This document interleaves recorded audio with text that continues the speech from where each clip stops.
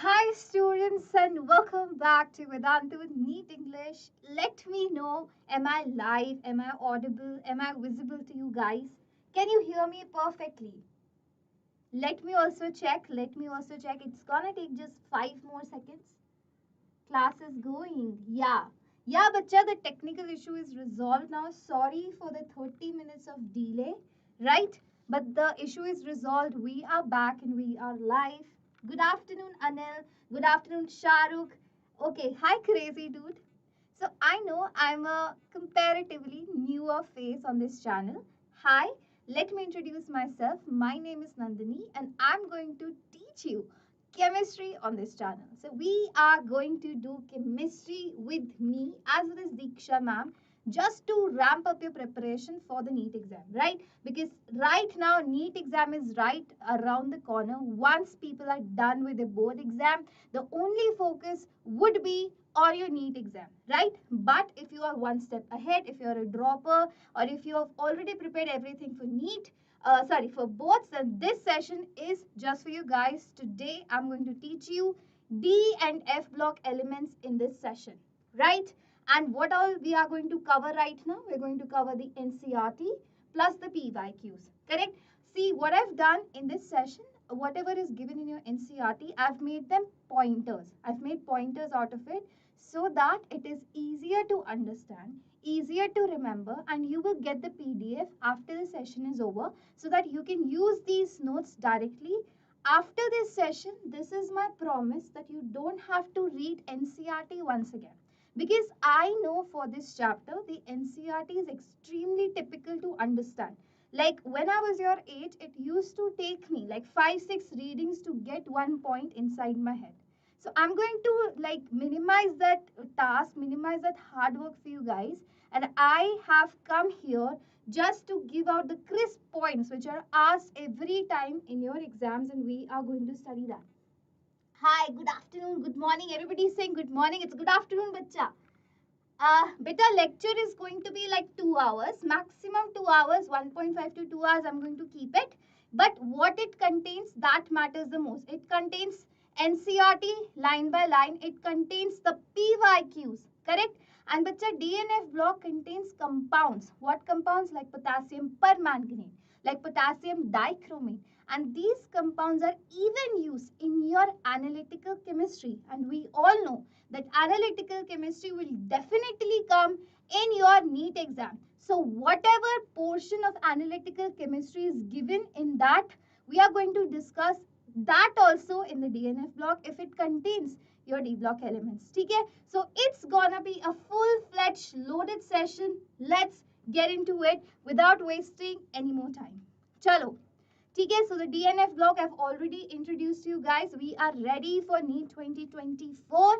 Okay, and again I want to remind you guys that if you're a serious student or even if you just got serious about your NEET exam, so Vedantu brings to you NEET 2024 Crash Course 2.0. What does this crash course contains, bacha? You're going to have live sessions with in-session doubt clearing, 23 full-length mock tests and 15-part syllabus mock tests, plus comprehensive test analysis and your weakness identification. Why is this superior to YouTube classes? Because only one and single thing, actually two things will be there. Number one, that you will be in a schedule. Like in a YouTube class, you can attend sometimes, not attend sometimes, skip the classes. It's up to you, right? It's a free will class.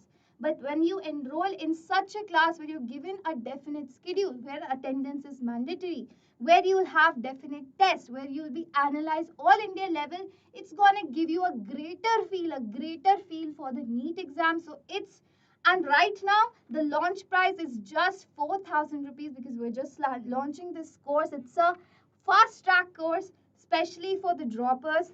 Okay, you can enroll right now. The link is in the description box below. This is a fully online course. You can just stay at home and take this course. Okay, let's move forward. Good afternoon, everybody. Now we are going to start with the D block elements. So whenever I'm going to teach you the block elements, I'm going to show you this periodic table because it is very, very essential to know, to have visual in mind what the periodic table looks like, right? this yellow part that you can see here, can everybody, one second.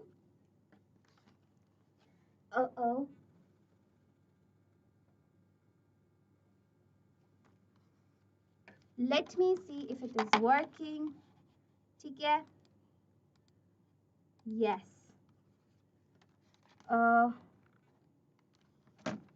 This pen is not working right now. One second, guys.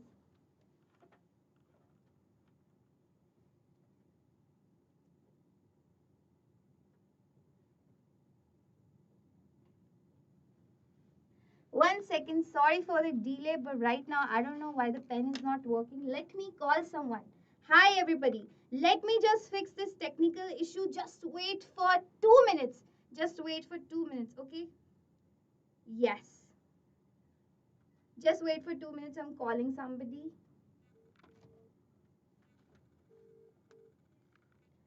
Hello. Hey, the pen is not working. I checked it. I cannot find it. Can you come?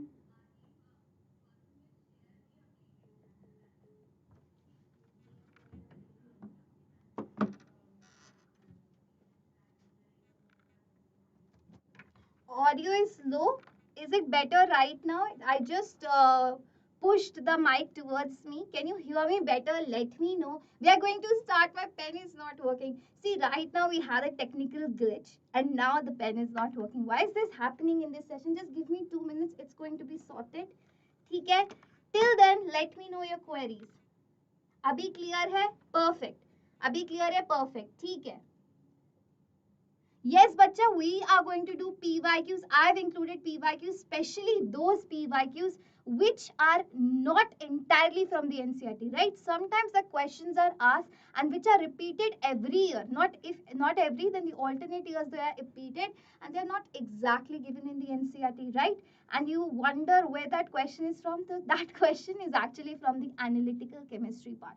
But they also contain the D block and the F block elements. But I've included even those in this session. This is going to be a full packed, jammed session.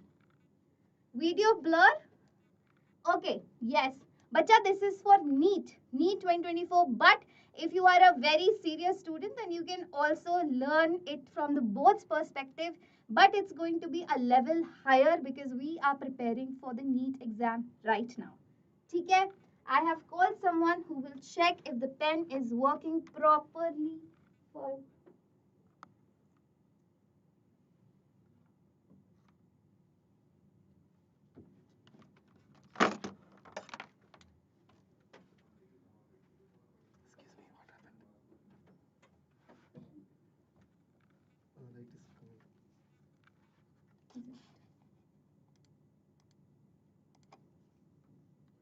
yeah. So, reduce height a little bit now, and it will be easy for you. It's not moving. Oh, okay. Check the camera. It's live. Yeah, it's live.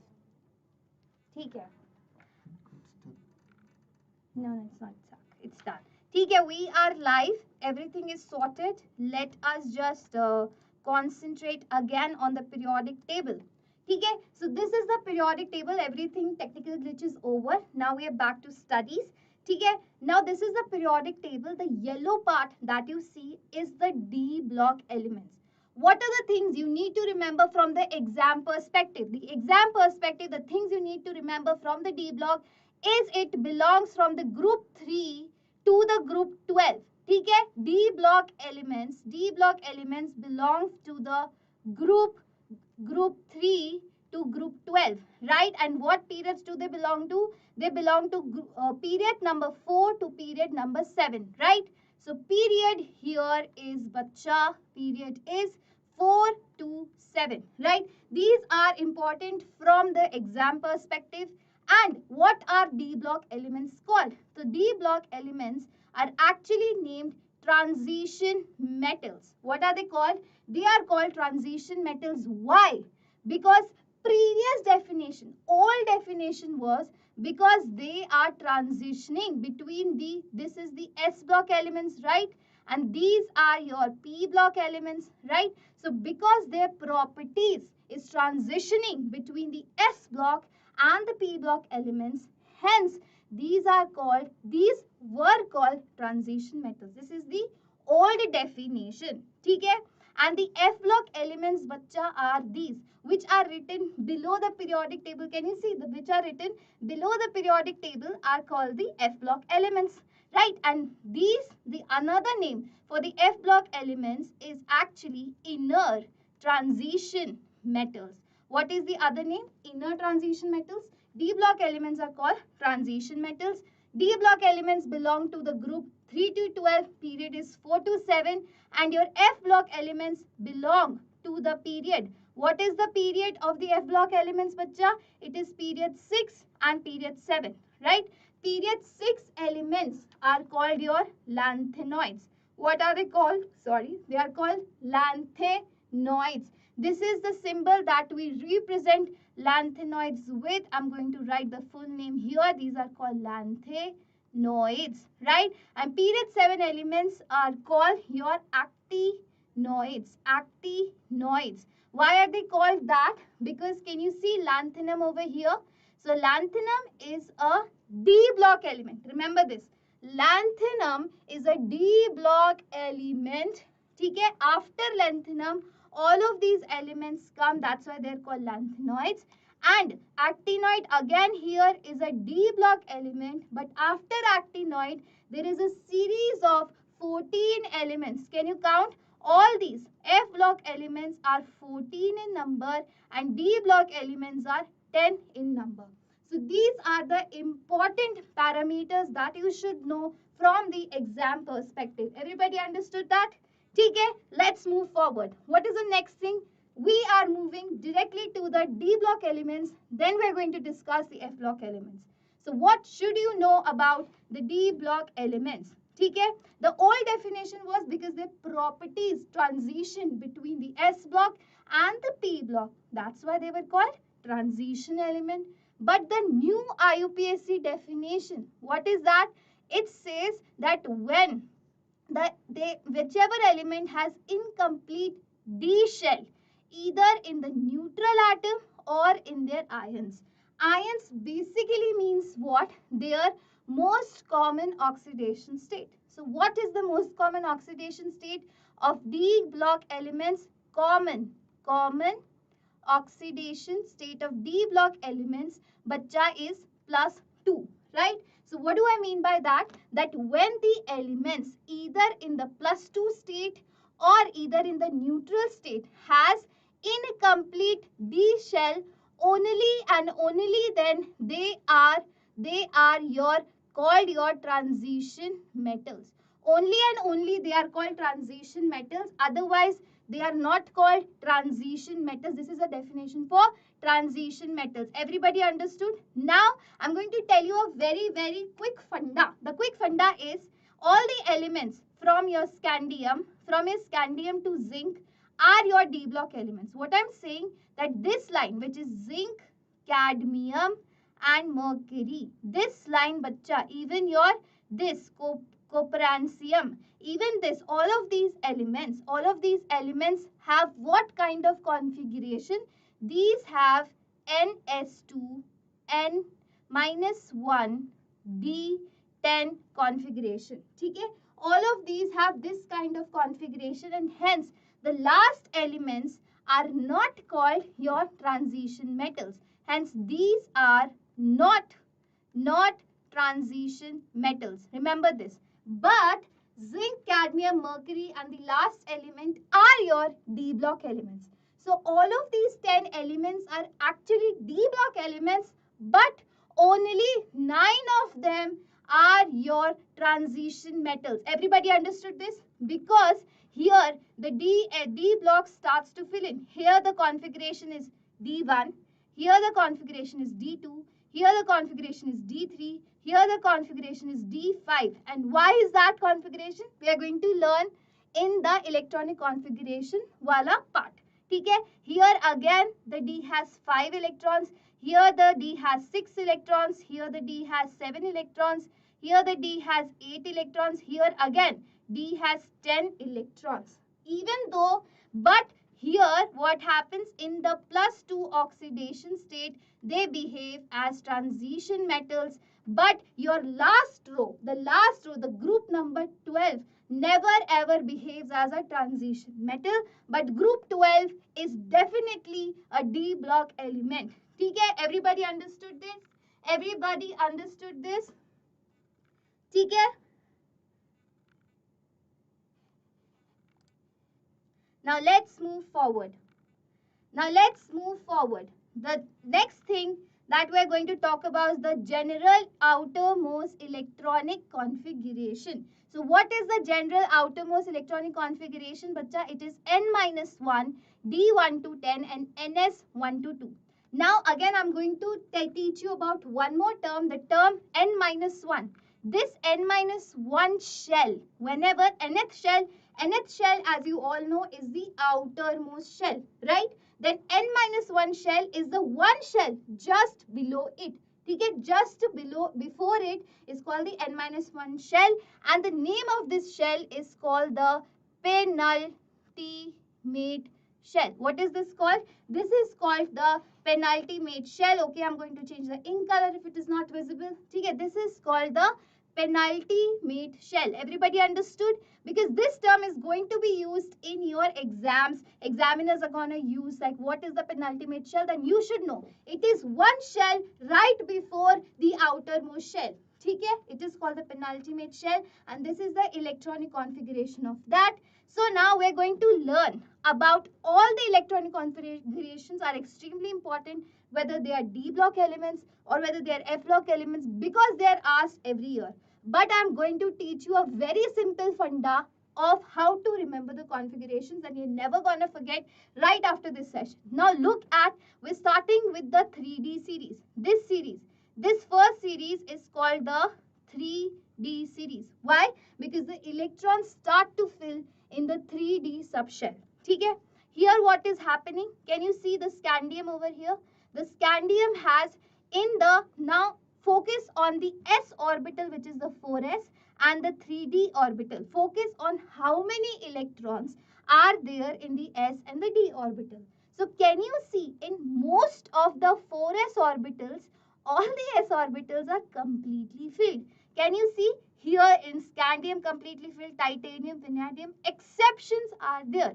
The exceptions are what? The exception is chromium, okay, and your copper. That is it. In the 3D series, there are just two exceptions, which is chromium and copper, where the s orbital has one electron. Otherwise, all the s orbitals are completely filled. And in the 3D orbital, what is happening? Just keep on increasing electrons one by one. Here, what is happening? 1 electron, 2 electron, 3 electron, and then here comes the 5 electron and not the 4 electron. Why? Again, we're going to look at the orbital.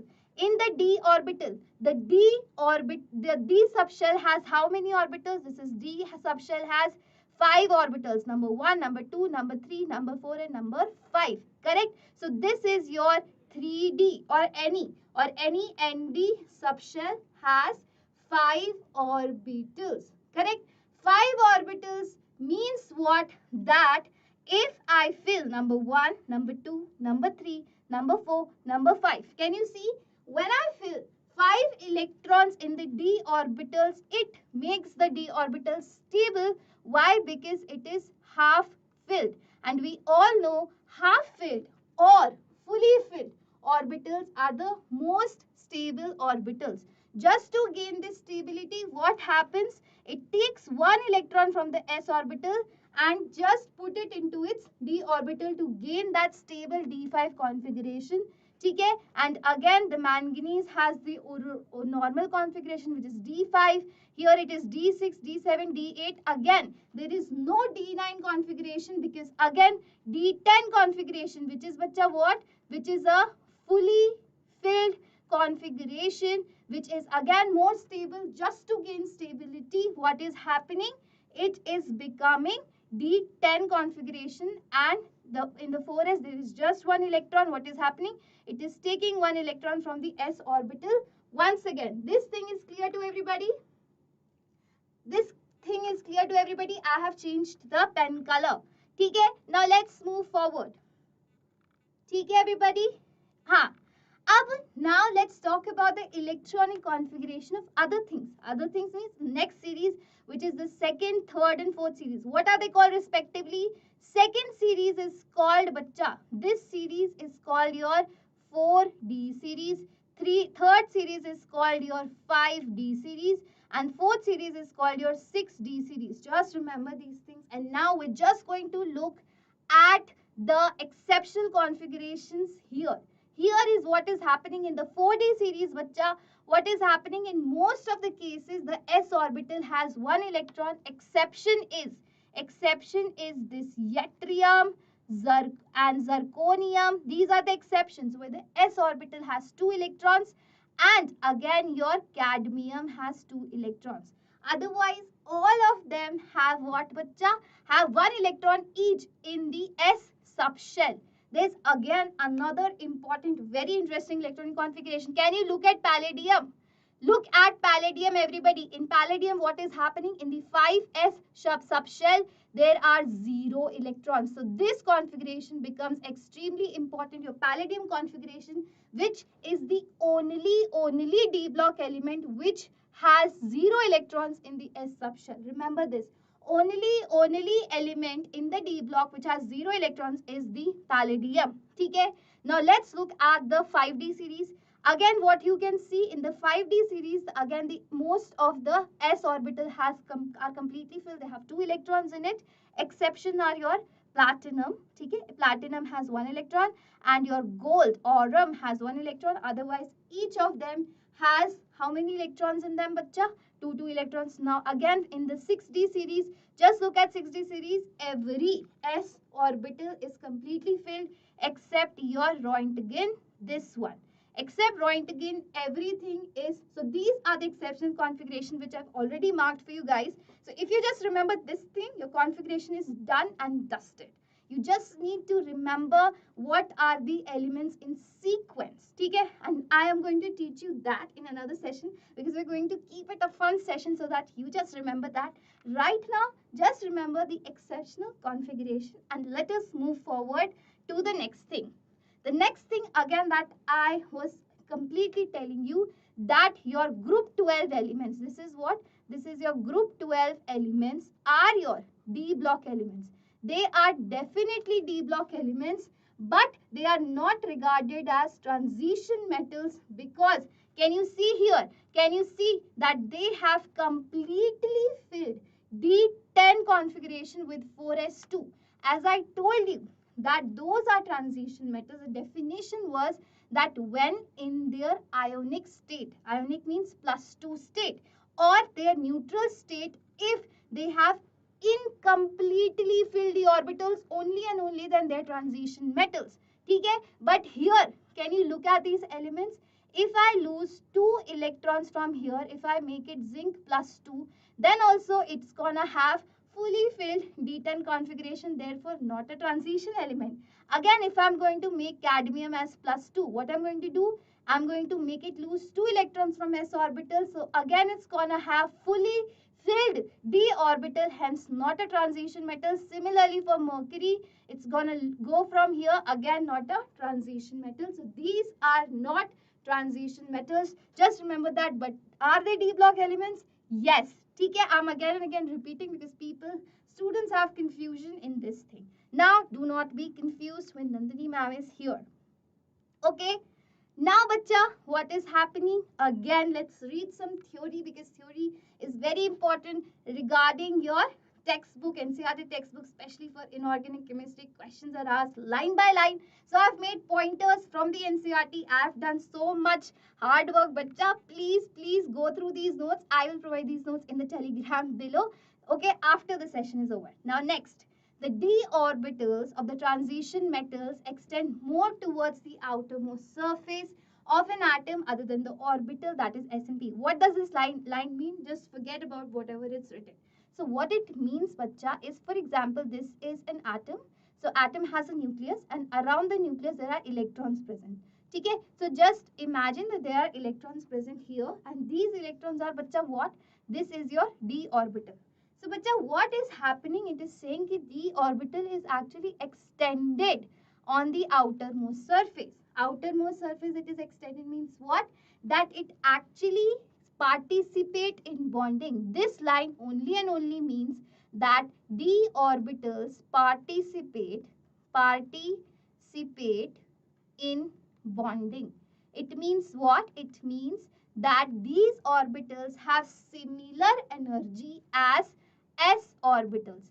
These orbitals have similar energy as s orbitals. Hence, they participate in bonding just as much as s orbitals do. And why am I talking about s orbitals? Now, again, look at the configuration. The configuration was n minus 1 d 1 to 10, right?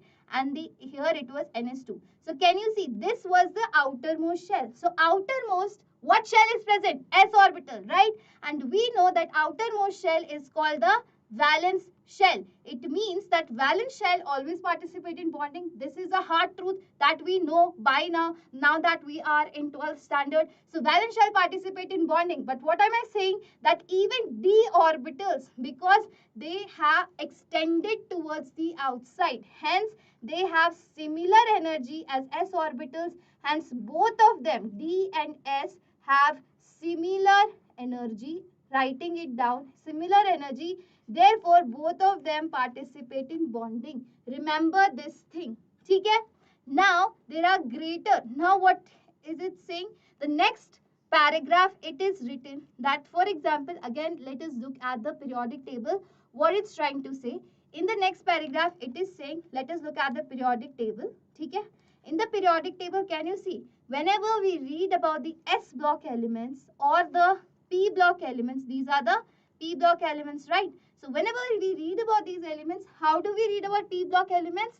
That group number 3, group wise we read about them, right? Like group 13, group 14, group 15, group 16, group 17, group 18, right? Like this we read about them. So we read about them group wise. Okay? But how do we read about transition metals, bacha? We read about transition metals as period wise. We read it about as 3D series, 4D series, 5D series. It means what? That they have greater similarities periodically.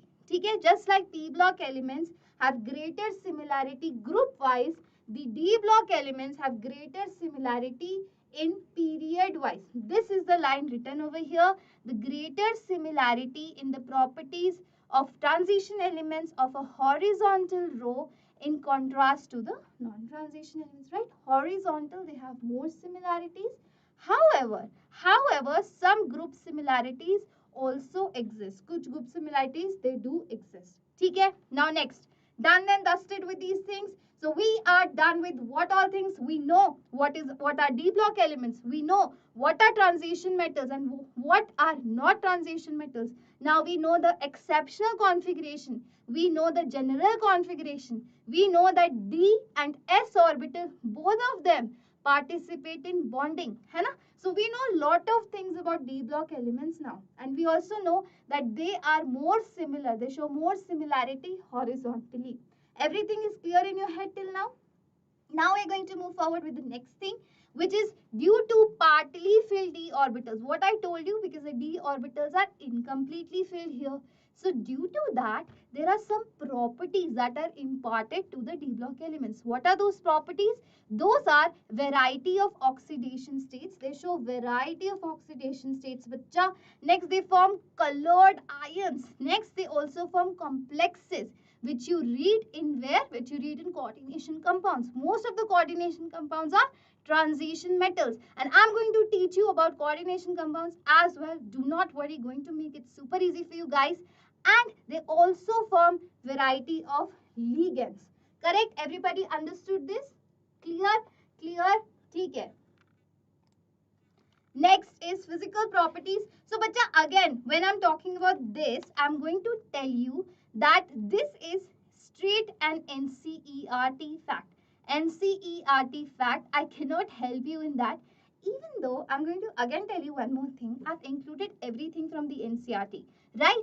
But the questions from this department of the NCERT, which is based on the structure, has never been asked in your NEET exam. But it can be asked, has the probability, because it is given in your NCERT. So we are going to just study it a little bit.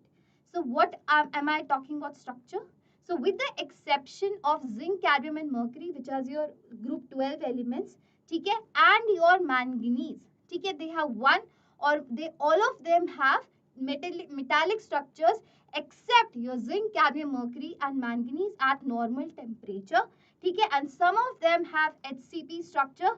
HCP structure are shown by these elements. Number 1, ठीक है, you can, if you want to remember them, you can remember them. Otherwise, what I would suggest, because they have never been asked, so they have like the little probability, like only 10% probability to get asked in exam, which is too less from just one chapter, right? So, but I have included this. If you still have time, you can go through these. Like these elements show HCP structure, these show CCP structure, right? And these elements show BCC structure. This is again given in your NCERT, but the NCERT language where they have described this thing is a little typical. So I've made bullet points out of that, so you can just remember this if you want to. Otherwise, skip it. If I was in your place, I would have skipped it, because no way I could remember all these elements. But if we still have time, I'm going to devise a method to make you guys remember all these elements. Now let's move forward. The next thing that I'm going to teach you about is the shielding effect. Very, very important topic once again, because we're reading about the D and F block elements. So even in your P block elements, you're going to come across this shielding effect a lot more often, because as soon as your D and F orbitals are introduced anywhere, as soon as D and F orbitals are introduced anywhere, what happens? There is a poor shielding shown by them. D and F orbitals are poor shielders. Just write this down. I will explain to you what I mean by that. What are these, bacha? These are poor shielders. What are these, bacha? These are poor shielders. Okay? Now, what do I mean by that? Now just look at these three kind of atoms that I have displayed on the screen. Everybody can see these atoms. So in hydrogen, bacha, what is happening? There is just one nucleus and one electron. Okay? And now look at carbon. Carbon, what is happening? This is the nucleus. Okay? And this is the first line of electron, that is K shell, and the L shell is the second line of electrons. Okay? Everybody can see this. So there are two lines of electrons. Actually, there are three. This again, this one, another. There are three lines of electrons. So what is happening? You all know that the nucleus actually attracts the electron towards itself, right? Because the nucleus is positively charged, it will definitely attract the negative charge towards itself, right? And here again in carbon, what will happen? It will definitely attract this electron towards itself. But in this shell, can you see here? This electron is actually shielded. This electron which is present in the second line is actually shielded by the electron in the first line. Means what?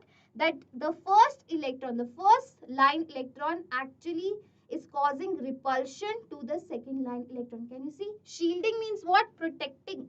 So this electron, this first line electron is protecting the nucleus. What it is doing? It is protecting the nucleus. Hence, the nuclear pull, the nuclear attraction that the second line of electron feels is a bit less. Correct? And similarly, if so many lines of electron, if so many shells are introduced, therefore, the electrons in the last shell will feel the lowest attraction. Correct? Everybody is understanding this point?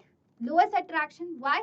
Because there are so many electrons already which are surrounding the nucleus. Hence, the nucleus cannot attract the outermost electron with as much force as it can attract the electrons which are right beside it. Correct? So, this is called shielding. This effect is called shielding, which the inner electrons are doing. So, shielding effect is shown by the inner electrons. Everybody understood this? So, the inner electrons are shielding what? The nuclear charge. Everybody understood that? Is shielding the nuclear charge. ठीक है. Now what I'm saying that D and F block are poor shielders. Poor shielders means what? They are not able to effectively shield the nuclear charge. It means whenever D and F block orbitals are present, the nucleus, it basically simply means what you have to remember in your head. Shielding, poor shielder means whenever D and F orbitals come, what will they do, bacha? They will cause, these D and F orbitals will cause effective nuclear pull. What are they causing? Effective nuclear pull. They're causing effective nuclear pull, which means what? That as the D and F orbitals are introduced, it means that the size will decrease. Why it will decrease? Because the nucleus is now able to hold the outermost electron with so much force that the size decreases, and hence the other things also like the ionization energy increases, and the other factors also vary accordingly. So what you have to remember, as soon as D and F block orbitals are introduced, because they are poor shielders, hence the nucleus will hold the outermost electrons much more closely. It will hold it much more closely, hence the size will decrease. This is the takeaway from the shielding effect. Everybody understood this? Let me know, and I will let you know what is the order for the shielding effect.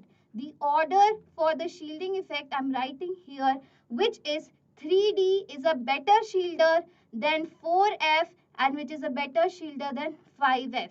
So this is how you have to remember the shielding order. Okay? So 5F electrons are poorest shielders. Can you see? These are the poorest shielders. Hence, whenever you see a 5F orbital, they will have the smallest size. Because the poorest shielders, hence the nucleus will hold the outermost electron very much towards itself, and it will have the smallest size. Everybody understood this? Everybody understood this? Clear? ठीक है? ठीक है? Next. Next is the atomic and the ionic radii that we're going to talk about. Okay? Atomic and ionic radii. Now we are back to the properties of D and F block elements. Right now, let me know if you can revise what have we discussed till now. I have discussed with you what are D block elements, what group they belong to, what period they belong to, right? What is their electronic configuration, what are their exceptional electronic configuration, correct? Then I discussed with you what bacha? The shielding effect. Okay? The shielding effect, that D and F orbitals are poor shielders.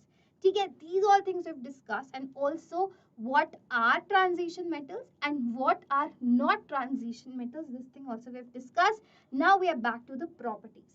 We're going to learn properties one by one. The number first property is the radii. What is the trend in the radii? We're going to learn various trends. They're very easy, extremely easy, not like P block elements. They're extremely easy trends. So what is happening to the radii?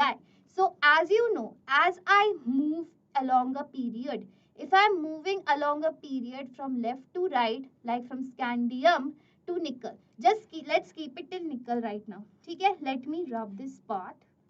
Let me rub this part and let me create a line once again. So here till my nickel. And why am I doing that? I will let you know once again. Okay, I'll write it here.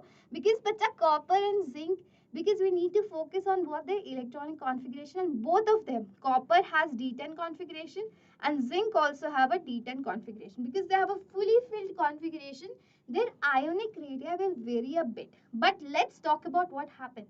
So as we move along a period, we all know that the size actually decreases. And why it happens, bacha? Because the nuclear charge is increasing along a period, hence the size decreases. Remember this thing. Along a period, the size decreases. Why? Because the nuclear charge, the Z effective, because the Z effective is increasing. Remember this thing. Z effective means what? The nuclear charge is increasing, hence the size decreases. But there is a slight increase in copper to zinc. There is a slight increase seen from copper to zinc. Why? Because they have D10, which is a stable configuration. Hence, their size actually increases a little bit. Let us look at this graph which will make you understand a little bit clearer. ठीक है? Yes. ठीक है? Can you look at this graph, बच्चा? Can everybody see this graph? Now look at this green line. This green line represents the 3D series. ठीक है? Now can you see, as I'm going from scandium to nickel, the size is decreasing continuously. But as the copper comes, it increases a bit, and then the zinc, the size increases even a bit more because these have stable configuration. And stable configuration, the radii actually increases because the atom has become stable, so it will increase a bit in size. Okay? But can you see that as I'm moving down the group, now again see one more thing. As I'm moving down the group, the size actually increases. Why? Because when you're moving down the group, what is happening? There is one shell increasing in each series, right? Down the group, what is happening? If this series, this is the fourth group, so this has only 4 shells. This has only 1, 2, 3, 4 shells. The second group has 1, 2, 3, 4, 5 shells. So its size actually increases because the number of shells are increasing as we're moving down the group. So the size increases. This is the basic funda of that. ठीक है? ठीक है? Now, but bachcha, what happens? Can you see that as I'm moving down the group, that is the 4D has actually a bigger size than a 3D. That is understandable. But it is written here that the 5D series, which is even below the 4D series, right? This is the 5D series. So it is saying that 4D and 5D actually has equal similar size. And why is that? It is because of lanthanoid contraction. What does it mean? I just told you that after lanthanum in the 5D series, what happens? After lanthanum, your F block elements are introduced, right? So because of the F orbitals, because the F orbitals are poor shielders, I just told you, poor shielders means what? The size will actually decrease. Hence, because the size decreases, what happens? The 4D and the 5D series actually become equivalent size. Okay? For example, this is a very, very important example asked many times in your NEET exam, which is zirconium, which is 160 picometer, and hafnium, which is 159 picometer. Can you see just 1 picometer difference? And this is from your 4D series, and this is from your 5D series. So both of them have similar size due to lanthanoid contraction. Everybody understood this? Everybody understood this? ठीक है? And also I want to tell you another thing. Now let us look at this graph. So what is happening, bachcha? Can you see that after chromium, here what I am seeing from scandium to chromium, the size is actually decreasing. Can you see from 144 it became 132, then 122, then 117. But from chromium to copper, can you see? From chromium to copper, the size is almost same. Chromium, it is 117 radii. Then manganese 117 again. Then iron 117 again. Then 116. Then one, like this is 1122 picometer difference. So here what is happening? The size is remaining. What? The size is remaining same. And why is that the case? That is the case because what is happening here? The number of the electrons are actually increasing, right? That is happening because scandium has D1 electrons, titanium has D2 electrons, vanadium has D3 electrons, this has D5 electrons, this is D5 again, this has D6, D7, D8, right? Can you see this has D10 electrons? So what I'm doing is as I'm moving along a period, the number of electrons in d orbital are increasing. Hence, the size decreases, right? So, hence the size actually is decreasing. Matlab the decrease is not that much due to the poor shielding by the electrons. That is the case. Due to poor shielding. Everybody understood this point? Everybody understand this point? ठीक है? ठीक है? Everybody understood this point? Now we're going to move to the next thing. ठीक है? Everybody understood this? So maybe I just left this lanthanoid contraction. So this you must know what lanthanoid contraction stands for.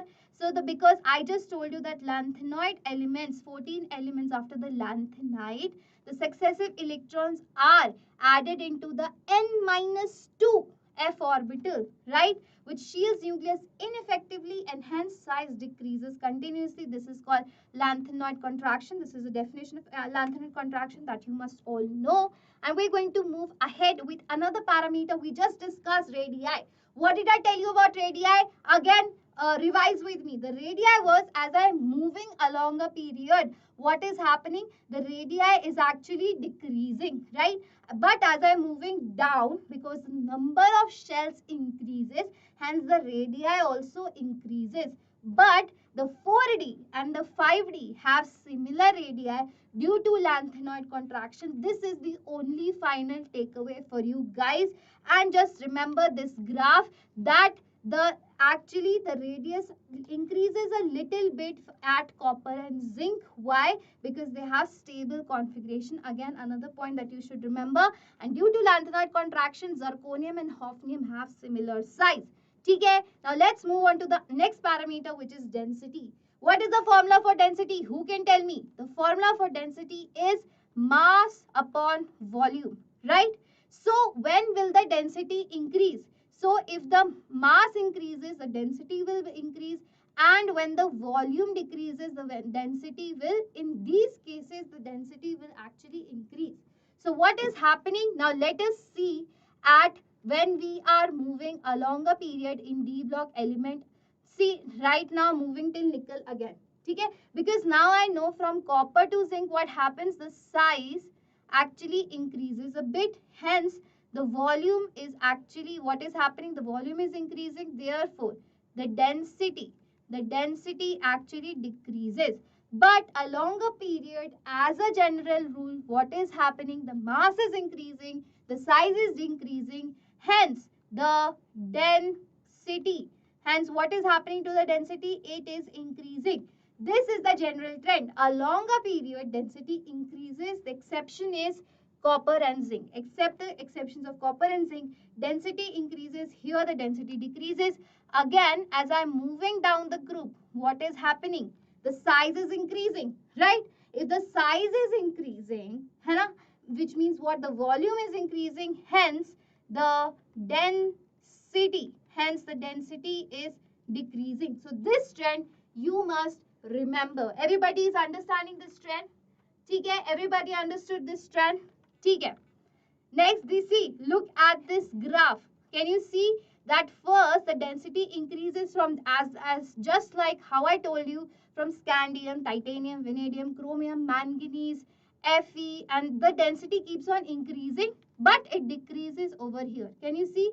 It decreases at zinc. Otherwise, an increasing trend is seen. You should all remember this.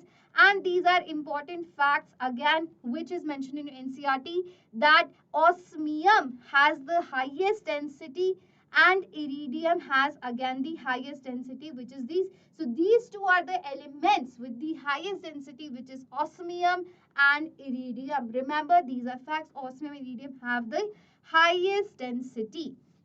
Okay, if they have the highest density means what? Means what? Where will they be present? Let me know in the chart box. I am looking at the chart box. Where will they be present? Okay?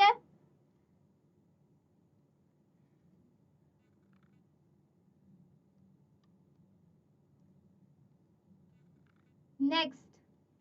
Beta, I'm using a yellow colored pen only. I'm not using a black colored pen. People are saying I'm using a black colored pen. I don't know why they're saying that. Okay. Next is ionization enthalpy that we are going to talk about. We've talked about two things, which is the ionic radii and the density. Next is the ionization enthalpy. Okay, so what is happening? Ionization enthalpy means what? Okay, let me choose another pen color, which is red. Okay, so what is ionization enthalpy? For example, this is your atom, and ionization energy is the energy required to take out the electron from the outermost shell, right? from the outermost shell, the energy required to take out the electron is called the ionization energy. Everybody understood that this is called the ionization energy. And we know that as the size decreases, if the size is small, means what? The nucleus will hold the electron closely and will not let it go away. Hence, I will again mention, when I am moving along a period, what is happening? Along a period, bacha, what is happening? What is happening till nickel? What is happening till nickel? That the, here I will write 1 second. 1 second, 1 second.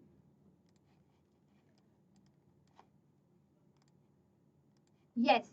So here, bacha, what is happening? The size is decreasing, right? From scandium to nickel, the size decreases. If the size is decreasing, means what? The outermost electron in nickel is much closer to the nucleus. Hence, as I'm moving along a period, the ionization energy actually will increase. Everybody understood this? Along a period, ionization energy increases because the size is decreasing. But here, can you see? Can you see that zinc has the, see, it is actually continuing up to zinc, okay? 1 second, let me rub this. It is actually continuing up to zinc, and why is that happening? I will also let you know that. Okay? Can you see that this trend is following up to zinc? Why? Because zinc, again, you will say, but ma'am, zinc has a larger size. Why is the ionization energy not decreasing? Because it has, bacha, what? This has a stable configuration. Everybody remember that? Because zinc, bacha, has a stable configuration, right? D10 NS2 configuration is there. Hence, it will have a high ionization energy because stable configuration means what? It attains a noble gas configuration, right? It is very difficult to remove electrons from here. Hence, the ionization energy actually increases. Okay? Now, next is successive ionization energy. Some points are there. Just remember. See, now look at the ionization energy 1. I'm looking at ionization energy 1. If scandium has 631 ionization energy, titanium has 656, then vanadium, it decreases a bit. That doesn't matter, but it on a scale it is actually increasing. When you are talking about the trend, what you will write? If the trend is asked to you guys, you will write that along a period the ionization energy increases. That is the trend. That is the correct answer. Do not get confused by the data. But the data suggests one thing, that the increase from one element to the other of the ionization energy is not a steep increase, which means what? It is not a much increase. It is just few values like 10 number or a 15 number, that is, which is not a bigger change, right? Which actually happens in non-transition elements. If you see the ionization energy of p block elements, a change in p block elements, the change is huge. But here the change is not much. Again, why? Because the size variation in the d block elements is not much. Hence, the ionization energy change is also not much. Okay? And also the other thing that you should remember is the magnitude of the increase in the ionization energy 2 and the ionization energy 3 for the successive elements is much higher along a series than IE1, which means what? That IE1 is less, then IE2 energy is even more, and IE3 energy is even higher. Which means what? Ionization energy 3 means what? The energy required to take out third electron from the outermost shell, right? It is even higher, and least energy is for the ionization energy 1, then 2, then 3. Remember this order which I have written here. Okay? Everybody understood this part? Now we are going to talk a little more about ionization energy. I'm going to tell you little more things about ionization energy.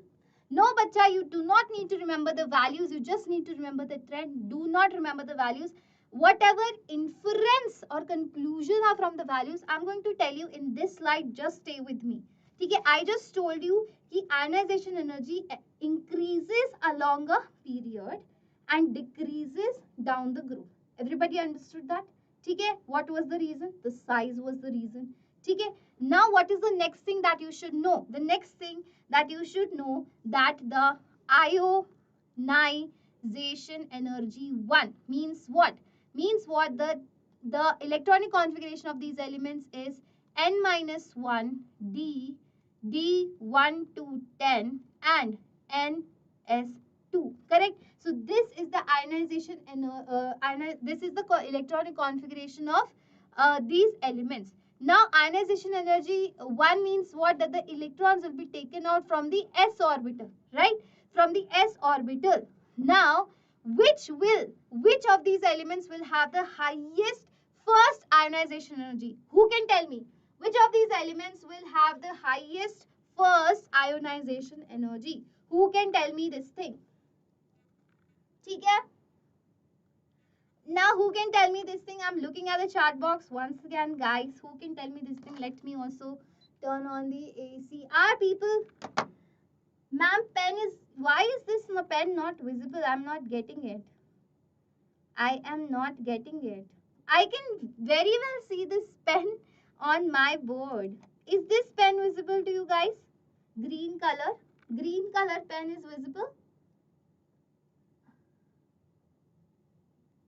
Beta, I'm not writing in black. I'm writing in yellow. Is this pen visible? Let me see. I've changed the pen color to green.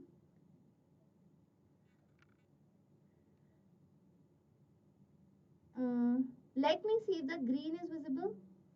Even green is not visible. What is happening?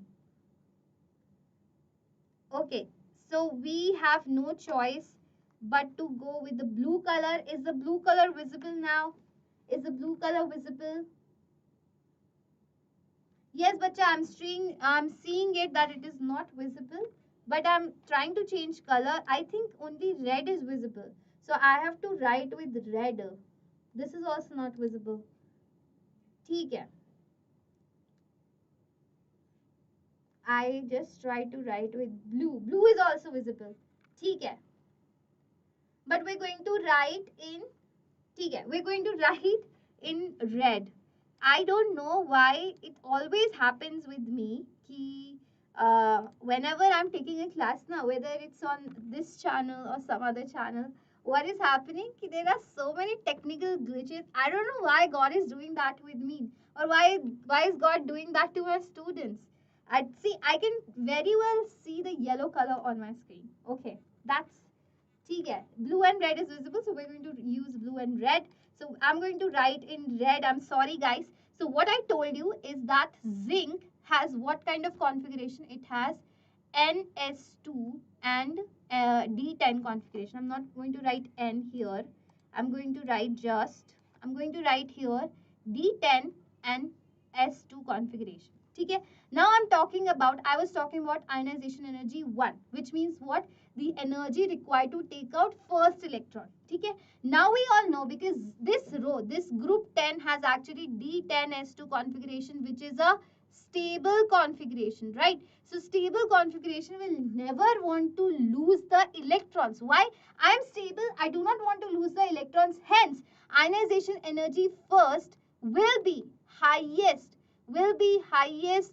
for zinc. Everybody is understanding that?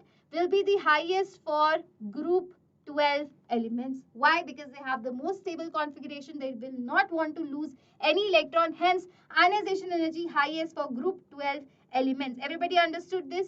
Now we're going to talk about ionization energy 2. One by one. We're going to see so many exceptions. Before that, look at this graph.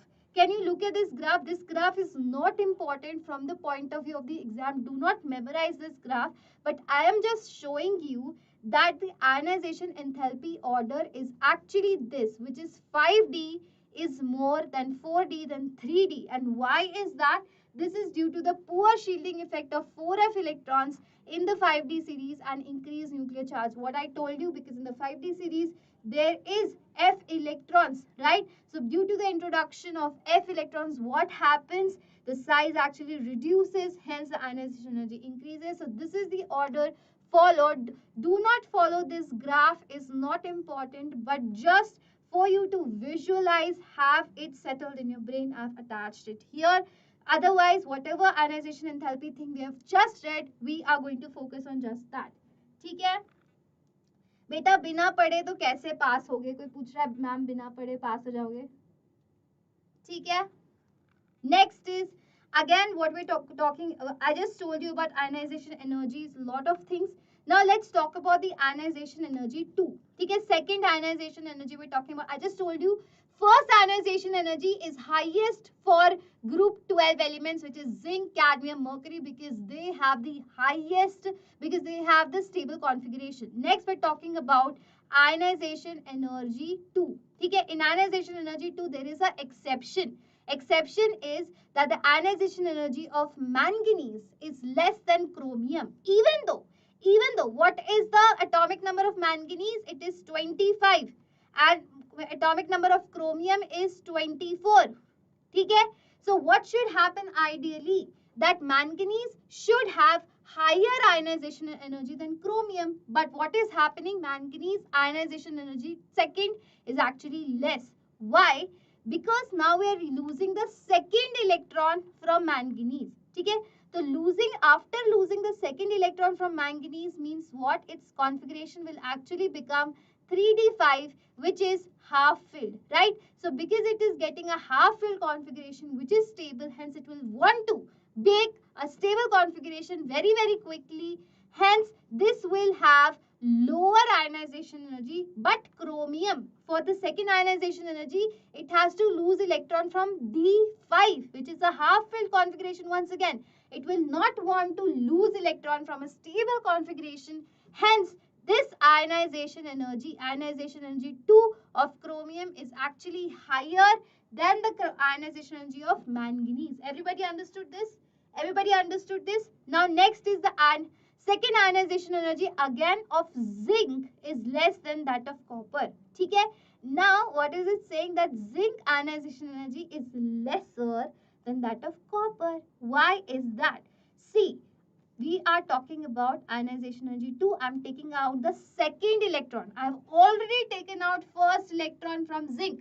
So when I've taken out first electron from zinc, its configuration is 3d10 4s1. Now I want to take out second electron. So the second electron in zinc will go from 4s1 and it will gain d10 configuration. Hence it will become a stable configuration after losing electron. Hence its second ionization energy is actually lesser than the copper, because copper has to lose electron from d10 configuration, copper plus. To become copper plus 2, it has to lose electrons from d10 configuration, which it doesn't want to do. Hence, the ionization energy 2 of zinc is actually lesser than copper plus. Everybody is understanding this part? Everybody is understanding? Beta, this is an English channel, not a Hindi channel. That's why we are going to teach English. Okay? Yes. Now we're going to talk about the ionization energy 3. 3 means what? Now this is, for example, this is the electron. Okay? This is the electron shell. I've already taken out number 1, number 2, number 3. So I've already taken out 1 electron, 2 electron. Now I want to take out this last third electron. So what will be the order of ionization energy 3? So what it is saying, that the ionization energy 3 of manganese is more than of Fe. Even though manganese has an atomic number of 25 and this has an atomic number of 26, which means what? That manganese comes before iron, which means, see, if I am talking about the periodic table, here will be manganese, here will be iron. So as I told you, along a period, what happens? Ionization energy actually actually increases as the size is decreasing, right? That is what I told you, right? One second. Yes, I told you that the ionization energy increases as the size is decreasing. This was the trend. But what is saying that the third ionization energy of actually manganese is more than Fe. Why is that the case? Now look at the electronic configuration. In Mn plus 2, after it has lost 2 electrons, after it has already lost 2 electrons, its configuration has become 3d5 and Fe plus 2 configuration has become 3d6. Now to lose the third electron, it is easier to lose third electron from 3d6 to form a 3d5 configuration, which is again a half-filled stable configuration. Hence, this ionization energy becomes lower than manganese, because manganese will not want to lose another electron from a stable configuration 3d5.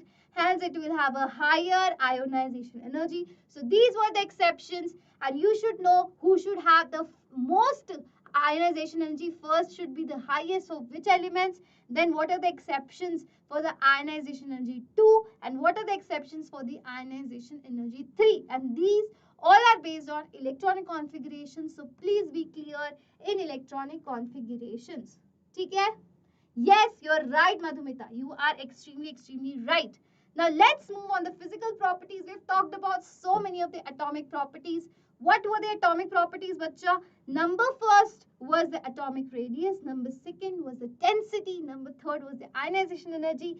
Are all those trends clear in your head? Let me know in the chat box. Is everyone clear with those trends? Is everyone clear with those trends? Okay? Everybody knows that as I'm moving along a period, the size is actually decreasing. Therefore, ionization energy actually increases. Also, density increases. So these are the trends that you must know along a period, down the group, and some exceptions of ionization energy and what is lanthanoid contraction. That is it. That is what we all read just now, the gist of it. Now the physical properties, very important, because these D block elements were called what, bacha? These were called transition metals. Can you see that there is a word attached to it, which is a metal word? Metal means what? These will again behave like metals. Hence will show all the properties which any metal shows, which is they have high tensile strength, they have high ductility. Ductility means what? That the ability to form wires like this. They have high malleability, which means that they can be beaten into sheets, right? They have high thermal conductivity, that they can conduct heat, right? They have high electrical conductivity, electricity they can conduct, and they have high metallic luster. Okay, understand this part? Everybody understood? Beta, I just taught you how to find the electronic configuration. We've already done this before. Okay, you're pretty late. Are you late in the session that you're asking me how to find the electronic configuration? Okay, chalo next. Now, I just told you that these behave like metals. Now, the next question that you guys should ask me, ma'am, why do they show metallic character? What makes them a metal-like structure? Because, bacha, what do they have? Again, we're going to move back to the electronic configuration. What do they have? They have incomplete d orbital. What do they have? They have incomplete d orbital. Okay? So the metallic character actually increases. Okay? Metallic character, I am writing metallic character with MC. Okay? The metallic character actually increases with the increase in the number of unpaired electrons. Okay? Unpaired electrons means what? We are talking about d subshell.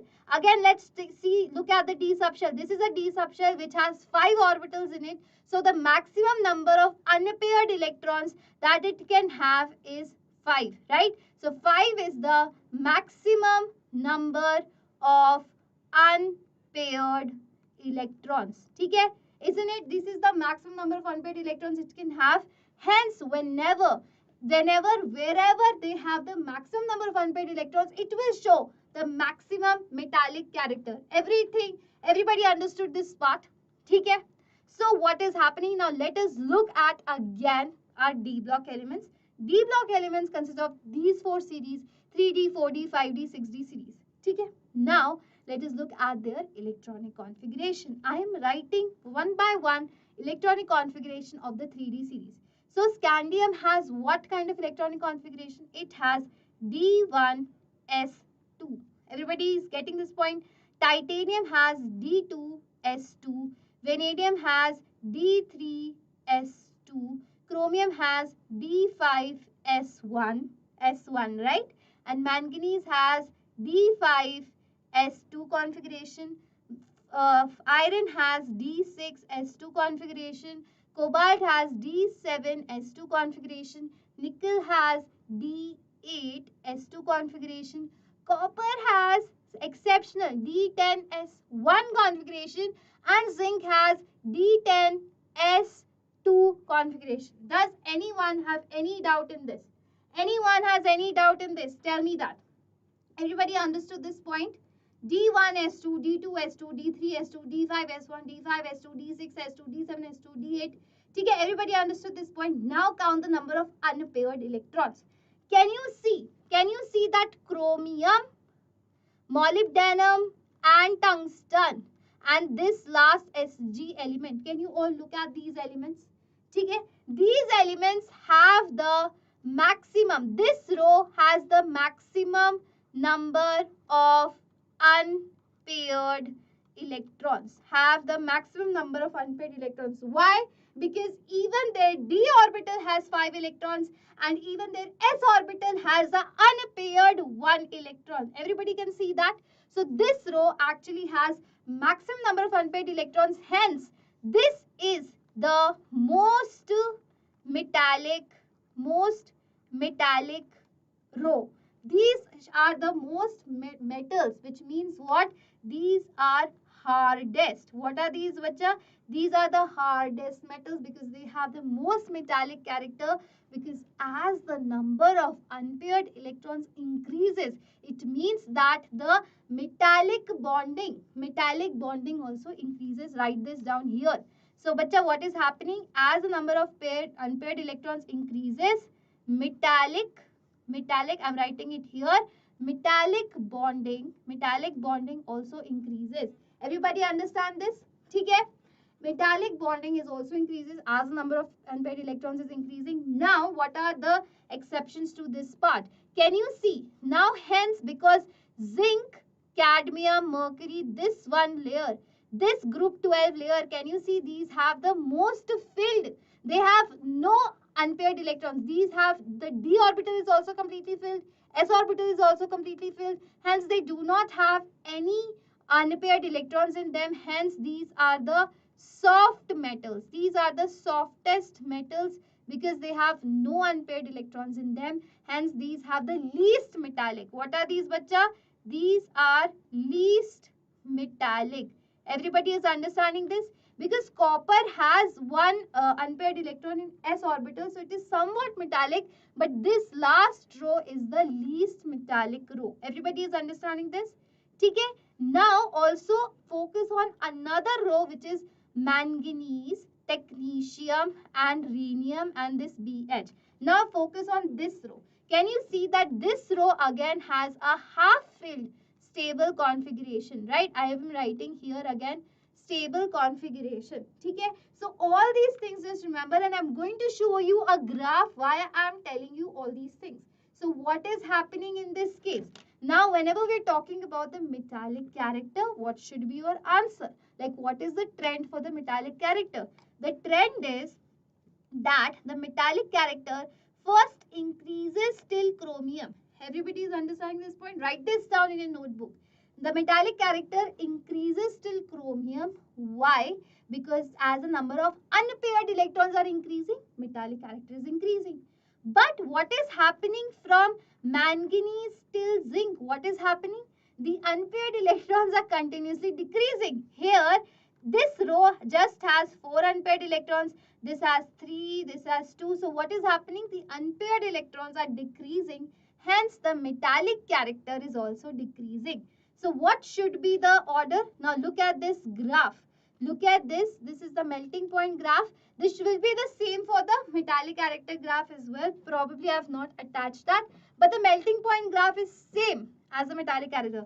There are 3 properties that we are going to read.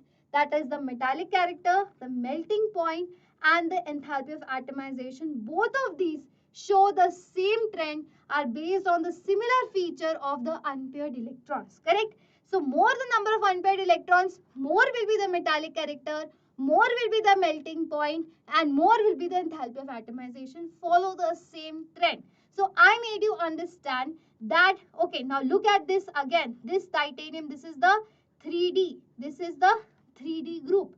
To get 3D period. So what is happening? I just told you till chromium what was happening. The unpaired electrons were increasing, hence the melting point increases.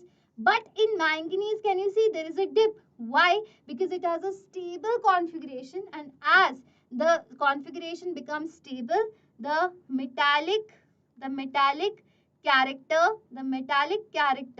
actually decreases. Okay, the metallic character actually decreases, hence the melting point also decreases. Then again a slight increase is seen, and then again a decrease is seen after Fe, cobalt, palladium, nickel, and here these have the lowest metallic character, and zinc, cadmium, mercury last are very soft metals.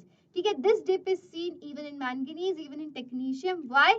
Because now look at this graph again. Technetium again has a stable configuration, hence the metallic character decreases, the melting point decreases, even the enthalpy of atomization also decreases. So these three things you have to learn together. Everybody understood about the metallic character part, bacha?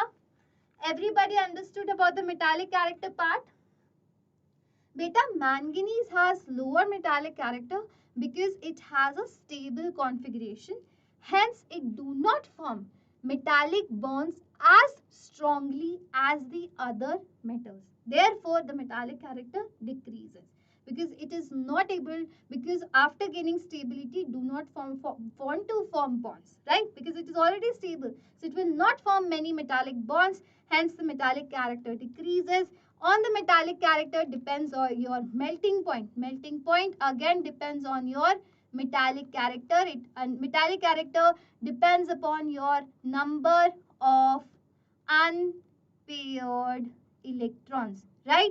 These depend on the number of unpaired electrons. Okay, got it? Very good. Everybody understanding this? Are you enjoying this session? Just let me know, because today we're going to complete the DNF block, and this is my guarantee that after attending this session, and once you get the PDF, now this is my guarantee that it will not even take you 15 minutes to revise everything that I taught you. Okay? There are just going to be a few other things which you need to, like reactions, you might need to write down and just remember it for the later part. Otherwise, just 15 minutes may you will revise everything once you attend my class very diligently and disciplined way.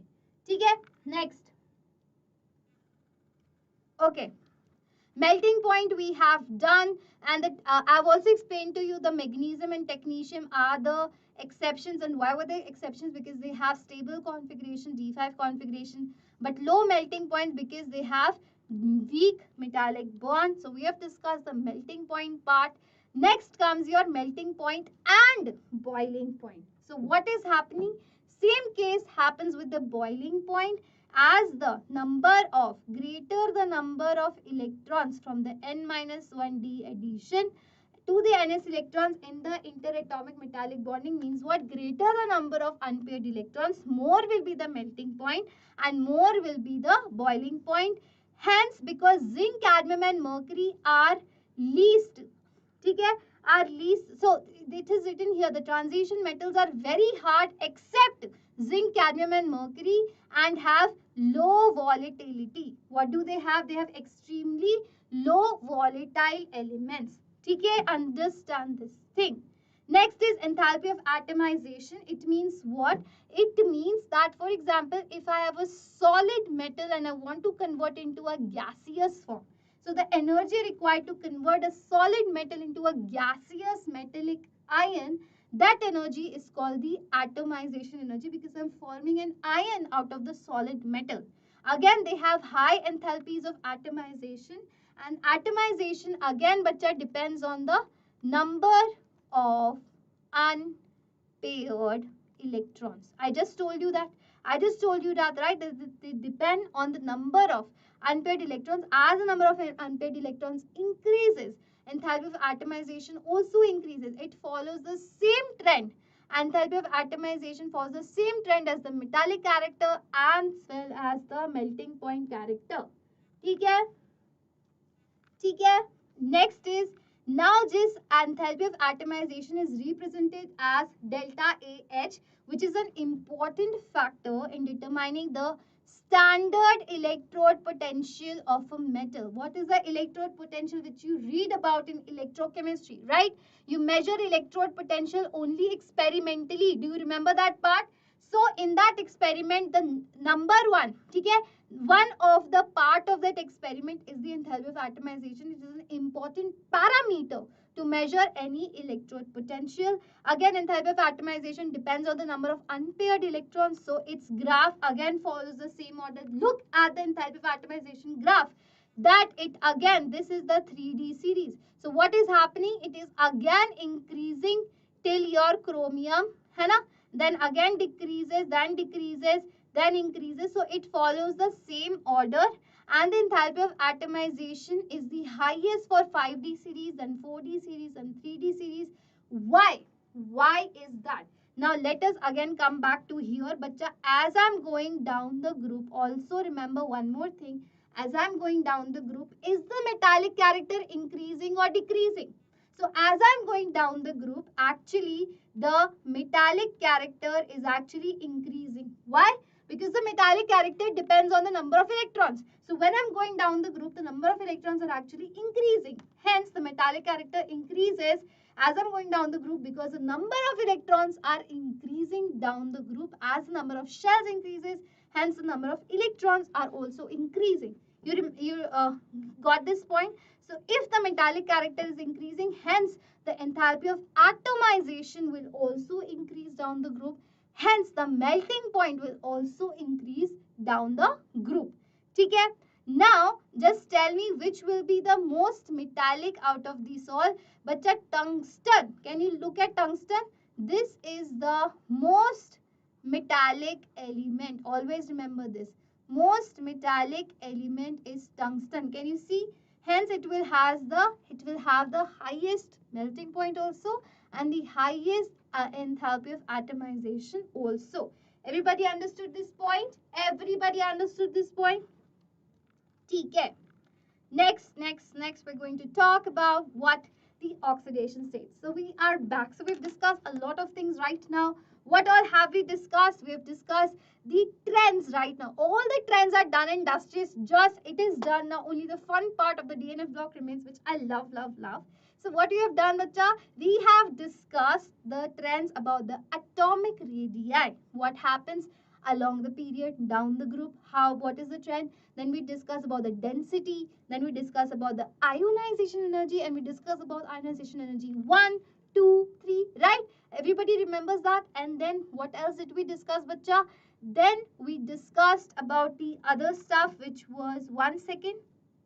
Hanji. Then we discuss about the metallic character, how it depends on the number of unpaired electrons. That halfway the metallic character is actually increasing and then the metallic character decreases. What is the peak? What is the most metallic element? We've discussed all of these things, right? Now we are here with the variable oxidation state. This is one of the property of your D block elements, most important properties used in various phenomena of chemistry. It is the variable oxidation state, most important topic asked every year in your NEET exam. Okay? And what is meant by variable oxidation state? It means, what is oxidation state? It means that how many bonds can the element form? Simple. For example, it's what is the electronic configuration, bacha? The electronic configuration, again I'm writing here, it is n minus 1 d 1 to 10 plus ns 1 to 2 electrons. So this is the electronic configuration of d orbitals. I can also write 0 because palladium has ns 0 configuration. Remember that thing? Now, bacha, what is meant by variable oxidation state? Why do they show so many oxidation state, which you can see here?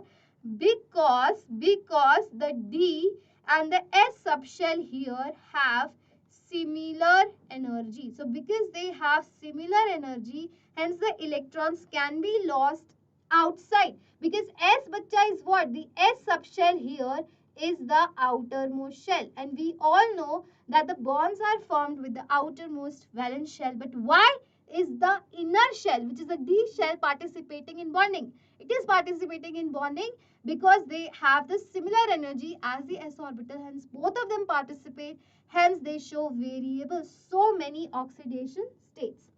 Okay? The oxidation state shown by scandium is just +3. Remember this thing. Scandium is the only transition element that do not show variable oxidation state. Scandium is the only transition metal which do not show variable oxidation state. Now your question will be, but ma'am, here zinc is also only showing +2 oxidation state. Why haven't you said that? Because remember, zinc is not a transition metal. Hence, in the question, look at the question very, very carefully. Zinc is not a transition metal. Hence, we will not include it in the discussion of transition metals. But it is a D block element. Hence, we are including it in the discussion of D block elements. So, the only transition metal which do not show so many oxidation state is just and just scandium. And why does scandium only show +3 oxidation state? It is again due to its electronic configuration. What is the configuration? Its configuration is D1s2, correct? So it can lose electrons from the s orbital as well as d orbital. Hence, it can show +3 oxidation state. That is it. Now, titanium can show +2, +3, +4. See, can you see as I'm moving along a period, the oxidation states is increasing by a +1 unit. Can you see? Can you see? Scandium can show just +3. Then titanium can show +2, +3 and +4. So the difference in the oxidation state is +1 and here is also +1, right? Here is also +1, here is also +1, here is also +1. So the difference in the oxidation state, it is a speciality of D block elements that only these block elements show a variation of just +1 oxidation state. Everybody is understanding this point, bacha? Only these show a variation of +3 or +1 oxidation, +1 unit difference, and then chromium shows maximum +6 and manganese show maximum +7 oxidation state. Then again it goes on decreasing. It shows +6, then +4, +4, +2, +2. So this is how the variable oxidation state goes. Okay? And can you see that scandium +3, zinc +2 and cadmium +2 have fixed oxidation state? Remember this point. Okay, these have fixed oxidation state. These cannot be changed. So you can remember that as a fact. Okay, out of this, only and only scandium +3 is a transition metal. Zinc and cadmium are not transition metals. Everybody understood this point? So the maximum oxidation state is actually shown in the middle of the table, right? In the middle of the table, the maximum oxidation state is shown because in the middle there is maximum number of unpaired electrons and then the electrons start pairing up, hence the oxidation state keeps on coming down again. Okay, this you guys understood. Now I'm going to tell you another interesting phenomena about oxidation state which nobody tells you, but it's given in your NCERT and also asked every year. What is that interesting phenomena, bacha? That your scandium, yttrium, lanthanum, I just told you that these three, which is your scandium, yttrium and lanthanum, these bacha show only and only +3 oxidation state. Are you understanding this? And similarly, your zinc, cadmium and mercury only and only show +2 oxidation state. Remember this point. Okay? Now I'm going to teach you another thing, that is your copper, your Ag, your Au and also your Ag. I'm writing it here. Your copper. Can you see this? Your copper, your Ag which is silver, your Au and also your Hg which is mercury show +1 oxidation state. These are the only D block elements which show +1 oxidation state. Okay, these are the only zinc, cadmium, mercury which show +2 oxidation states. Scandium, yttrium, lanthanum show only +3 oxidation state. Copper, Ag, Au, Hg show +1 oxidation state. Okay, now what can you now look at the oxidation states over here once again. So which do you think is the common oxidation state? The most common oxidation state, if that answer comes for the D block elements, what should be your answer?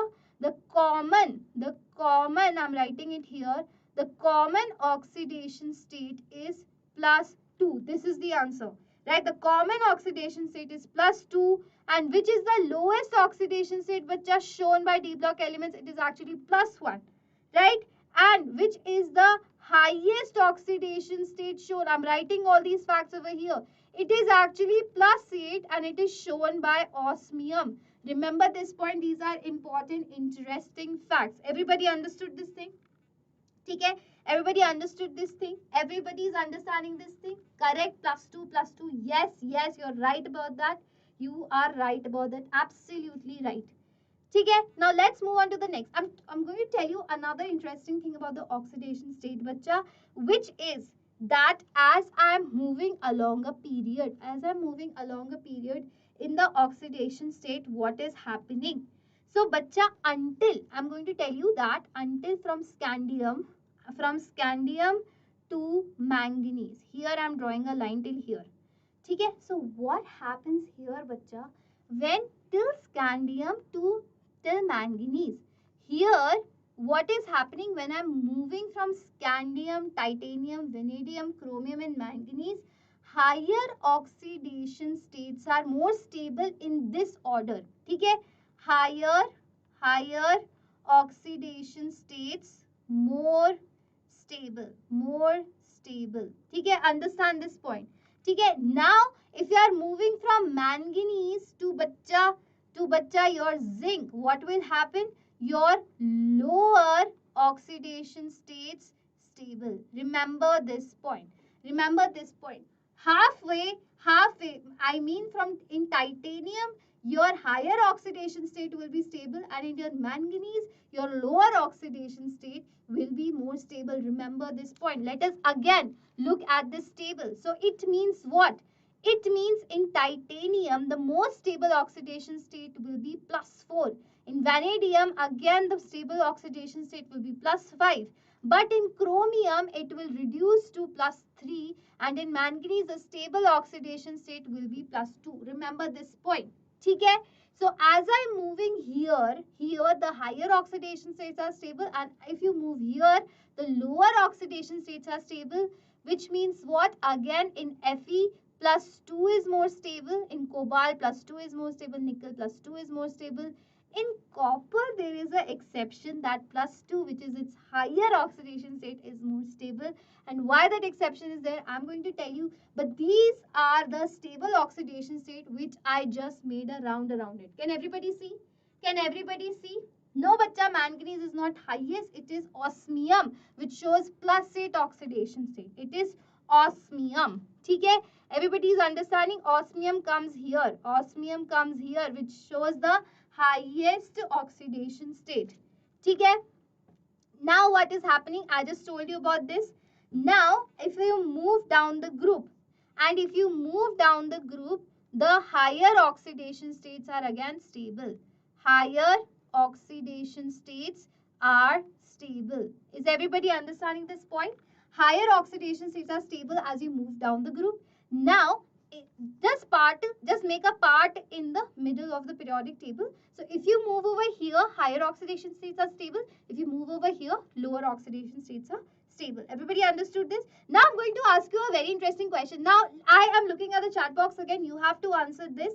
The question is among chromium, molybdenum and tungsten. Among chromium, molybdenum and tungsten, where the higher oxidation state will be more stable, which is where +6 oxidation state more stable. Between these three, who can answer? Where +6 oxidation state is more stable? Can anybody answer this question? I'm looking at the chat box. I just told you, amongst chromium, molybdenum and tungsten, which will show where the +6 oxidation state will be more stable. Who can answer this question for me? Tungsten. I've got the answer from Madhumita. Madhu, very, very good, Madhumita. The answer is actually tungsten, because as we are moving down the group, the higher oxidation state becomes more stable. Now this again, you'll understand another point through this. So another point is, hence, if chromium +6 is given to you, what will be the tendency of chromium +6? That it will want to convert into chromium +3, because it is its most stable configuration, chromium plus 3 or chromium plus 2, whatever. So it will want to transform into a lower oxidation state. Hence, chromium plus 6 is not that stable, and because it is doing what, it is reducing into a it wants to get into a lower oxidation state, hence it is reducing itself.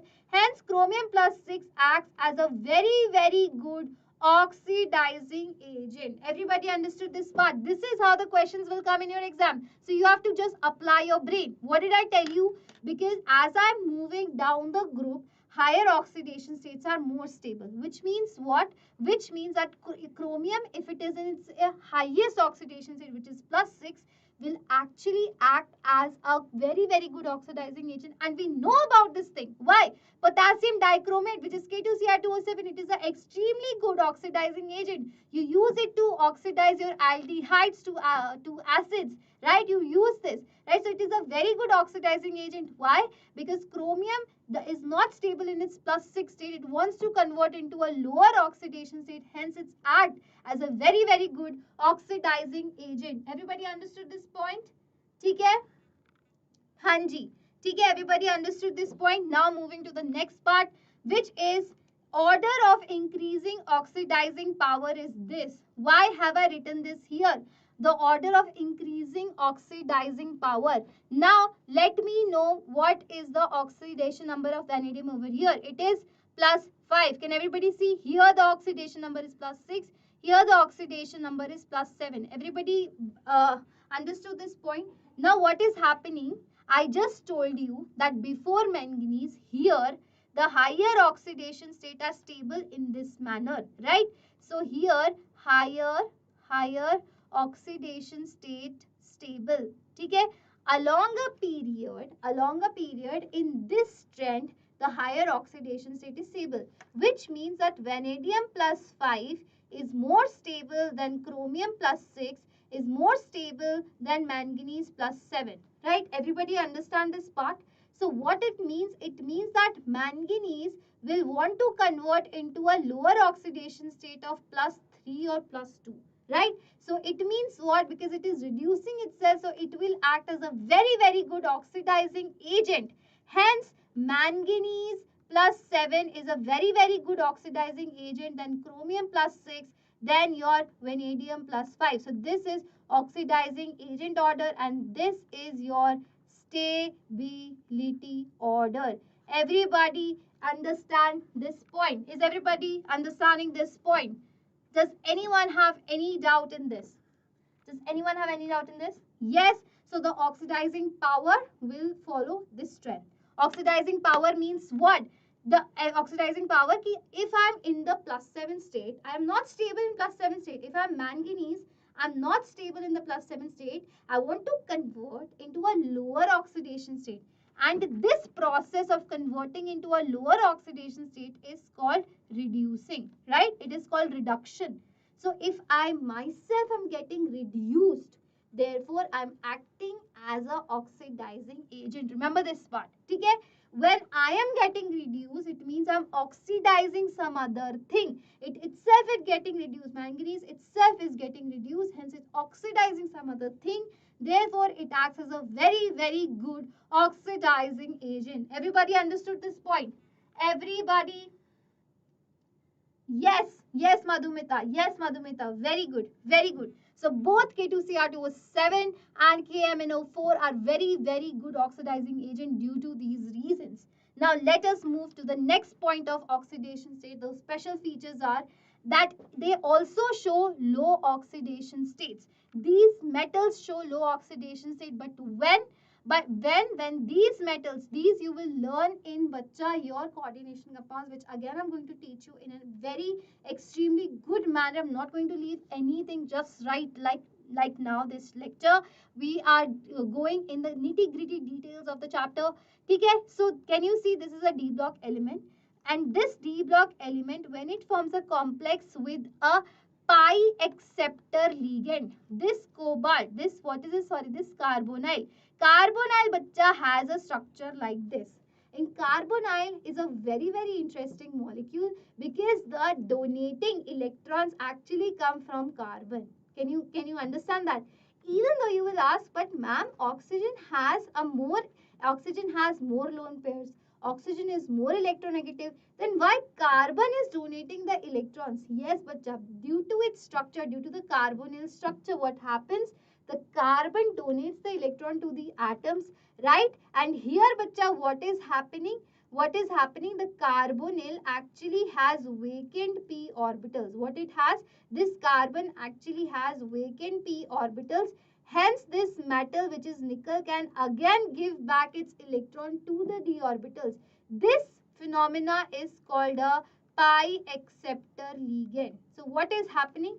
देखिए, I'm again going to make you explain the funda of a ligand. The work of a ligand is to donate electrons. So I just told you that carbonyl is a very, very good ligand. Means what?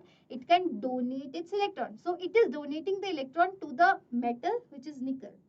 But carbonyl has a vacant p orbital in it. So what nickel does, whatever electron nickel has, it donates back the electron to the p orbital of the carbonyl, and this phenomena of donating electrons back to the ligand is called a pi acceptor ligand. So carbonyl is the only example in your entire chemistry which is a pi acceptor ligand, which is what?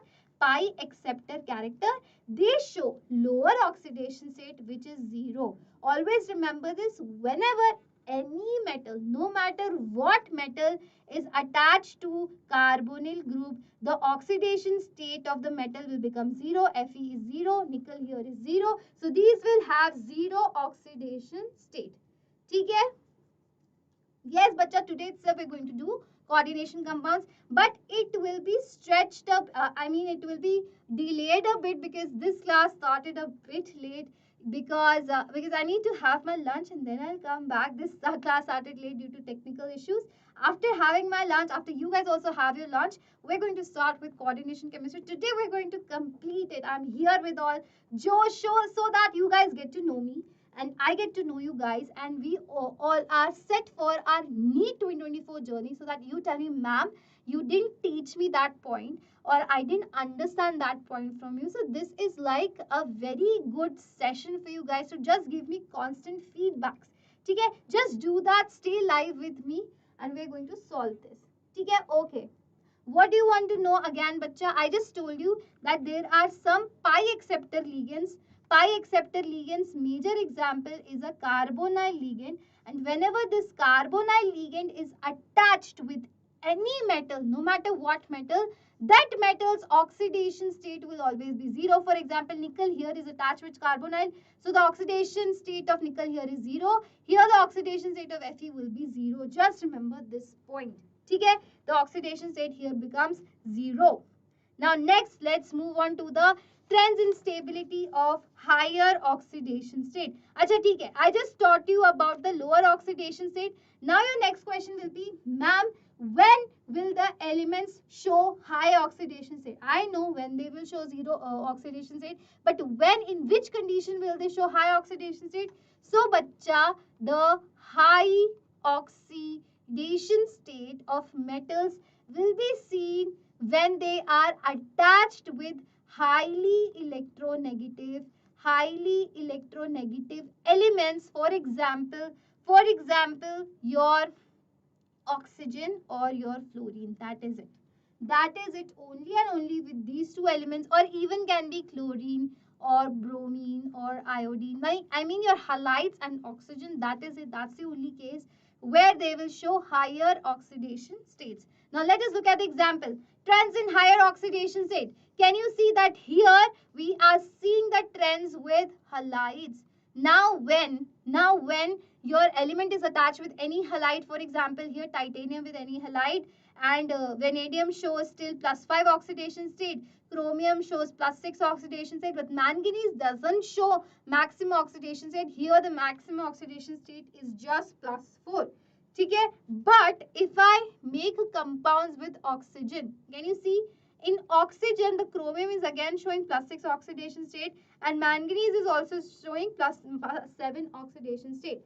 So what I'm trying to tell you here, guys, that when I form a compound with a halide, maximum oxidation state is not seen, but with oxygen, manganese actually show the highest oxidation state, which is +7. And why is that the case? You will ask me, ma'am, even though fluorine is even more electronegative than oxygen, and you just told me that with the electronegative elements, they show high oxidation state, but manganese is showing maximum oxidation state with oxygen and not fluorine. Why is that the case? That is the case because bacha, oxygen has the capacity to form, oxygen forms what bacha? Oxygen has the capacity to form multiple bonds, right? It can form multiple bonds. It can form double bonds, triple bonds, single bonds, but fluorine can only and only form single bond. Hence, it cannot show the +7 oxidation state, but with oxygen, manganese shows +7 oxidation state because look at the structure of Mn2O7. Can you see multiple bonds with oxygen are formed? Hence, the stability with oxygen increases of the higher oxidation states. ठीक है? ठीक है? Okay, everybody understood this point? Now next what we're trying to see bacha, trends in stability of higher oxidation state. We're going to see that the highest oxidation state is group 7 coincides with the group number. We already know that. Group 7, ठीक है? Manganese bacha falls in group 7. This is group 7 and hence the maximum number of oxidation state they can show is +7. This is like some facts that you should know. Okay, and no higher oxides of iron above Fe2O3 are known. However, ferrate 6 in alkaline media can be formed, but they readily decompose to Fe2O3 and O2. So these kind of exceptions are seldom asked in your exam. Hence, I've included it here. So what it's saying that even though Fe doesn't form any higher oxides than Fe2O3, right? But sometimes it can form Fe+6, but again it decomposes down into Fe2O3 and O2 again. So it's not a stable oxide. It means Fe+6 is not a stable oxide. And besides the oxides, oxocations are also stabilized. Oxocations are also stable. For example, vanadium in the +5 state form stable VO2 plus cation, VO2 plus cation, which is the +6 oxidation state, and titanium, +4 oxidation state, and titanium in +4 oxidation state again from TiO2 plus cation. So just these are important points because a question was asked in NEET exam that are the oxocations stable and with which elements they are stable, bacha? They are stable with vanadium and titanium. Remember this. Oxocations are stable with vanadium and titanium. Again, factual points that you should know. Next, this is the question on your screen. Who can answer this? I am looking at the chat box again. A quiz for you guys. Which of the following transition metal can form stable oxide, oxocation, and an ion with oxygen in its highest oxidation state? I just told you. Which of these can form an oxide, an oxocation and an anion with oxygen in its highest oxidation state? So what is the highest oxidation state of vanadium? It is +4 or +5. Let me know. Okay, I've already gotten the answer, which is vanadium and titanium. Madhumita is again correct. The answer is option vanadium again. Sarath Sharuz and option A. Very good, Sharath. Is anybody else taking this test? Okay, I just got 2 responses. Is nobody studying? Huh? Are you not serious about your NEET exam or what? Option A. Very good. This is the correct answer. They actually form V2O5, VO2 plus, VO4 3 minus, which is the anion in the +5 oxidation state, which is its highest oxidation state, which it can show. Very good. Okay. Now there are again some trends. Now the trends that we're going to talk about is why fluorine forms stable compounds in higher oxidation state. Because first of all, because fluorine is a very chota su element, right? It's a very, very small element. The smaller elements have higher lattice energy. So due to that, for example, in case of COF3, due to high lattice energy, they form stable compounds. Next is due to higher bond enthalpy. Okay, again any compound, for example, we are talking about VF5. So here what is happening, because fluorine is a chotu sa element, it is a chotu sa atom. Hence the bond that it will form with another chotu sa atom will be very, very strong, right? Because chotu atom, the smaller atom, forms stronger bonds. So because it is forming very, very strong bonds because it is smaller, hence due to higher bond enthalpy, once again they are forming stable compounds. Example is VF5 and CrF6, where vanadium is in +5 oxidation state, chromium is in +6 oxidation state. Okay?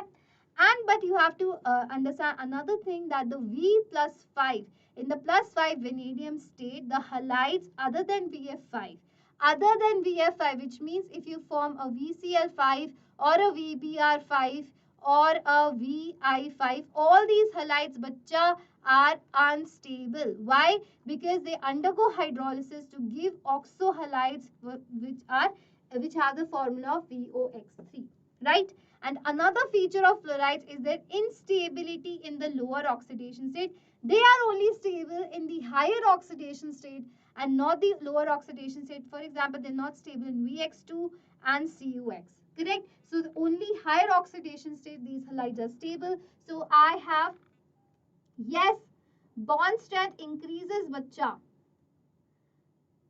Beta, you are writing, Asya, you have written wrong thing. So when the atom is small, the radius of the bond form will be small. Hence, the bond strength will be high. Okay, you have written ulta. You have written the ulta thing here. Understood everything?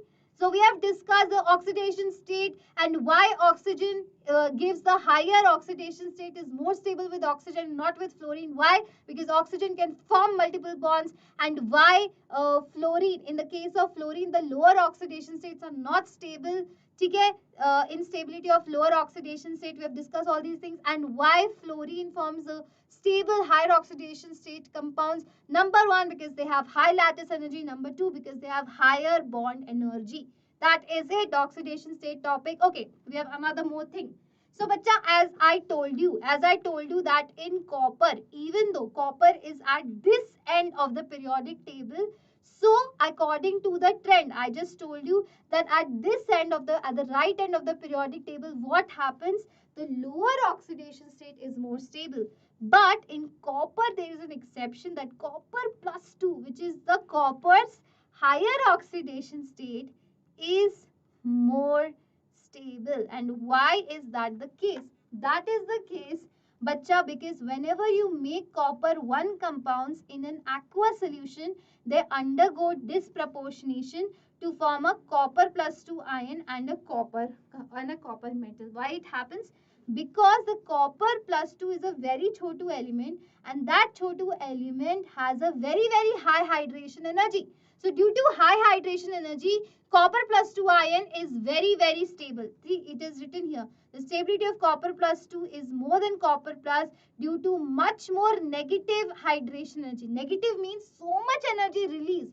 Negative means what? Whenever energy is released, the sign for the energy, the delta H, comes out to be negative. So energy is released so much, hence copper +2 is so much more stable than copper +1. Everybody understood this? Okay? Now because now all the copper 2 halides are known except iodide. Remember this thing again, a very, very interesting fact. In the why the copper iodide is not known? Because copper +2 actually oxidizes I- to I2. Okay? So this reaction happens, extremely important reaction. Okay? You must remember this. What is copper doing here? Copper is oxidizing the iodide. Here the iodide is in -1 oxidation state and it becomes a 0 oxidation state. Over here it means it is getting oxidized. Everybody understood this point? Hanji. Copper +2 is more stable. This is an exception because I just told you that what happens in a periodic table. For example, this is the middle of the periodic table. Here it is manganese, here it is zinc, and here it is scandium. Okay? So what happens? From manganese, if I move to the left side, what is happening? Higher oxidation states are stable over here. High oxidation states are stable over here. But when I move from manganese to zinc, what happens? Here, if I'm moving this side, lower oxidation states are more stable. I just taught you this thing. Please remember this thing. This is a very, very important, good point to form questions from. Do not miss out on this point. Okay? Now moving to the next thing. We have discussed this. We have done this with the fluoride thing. Now we are back again with another topic, which is the electrode potential. Electrode potential. Now again, listen to me very, very carefully. Very, very carefully listen to me. Now this topic is very, very crucial. Why? Because if you try to understand it from the NCERT, na, you just open your NCERT book and try to understand it, my guarantee is that you will not understand even one point out of it. So what I'm teaching you right here now, I will teach you in a very crisp and context manner that you will understand everything. I will make you understand everything just right now. But if you open your textbook later on when the NEET is very, very near, you will not understand even a word out of this topic, especially because it is written in a very typical language in NCERT. So please listen to me very, very carefully, everybody. Very, very carefully. Okay? Here what is happening? All the 3D series elements have.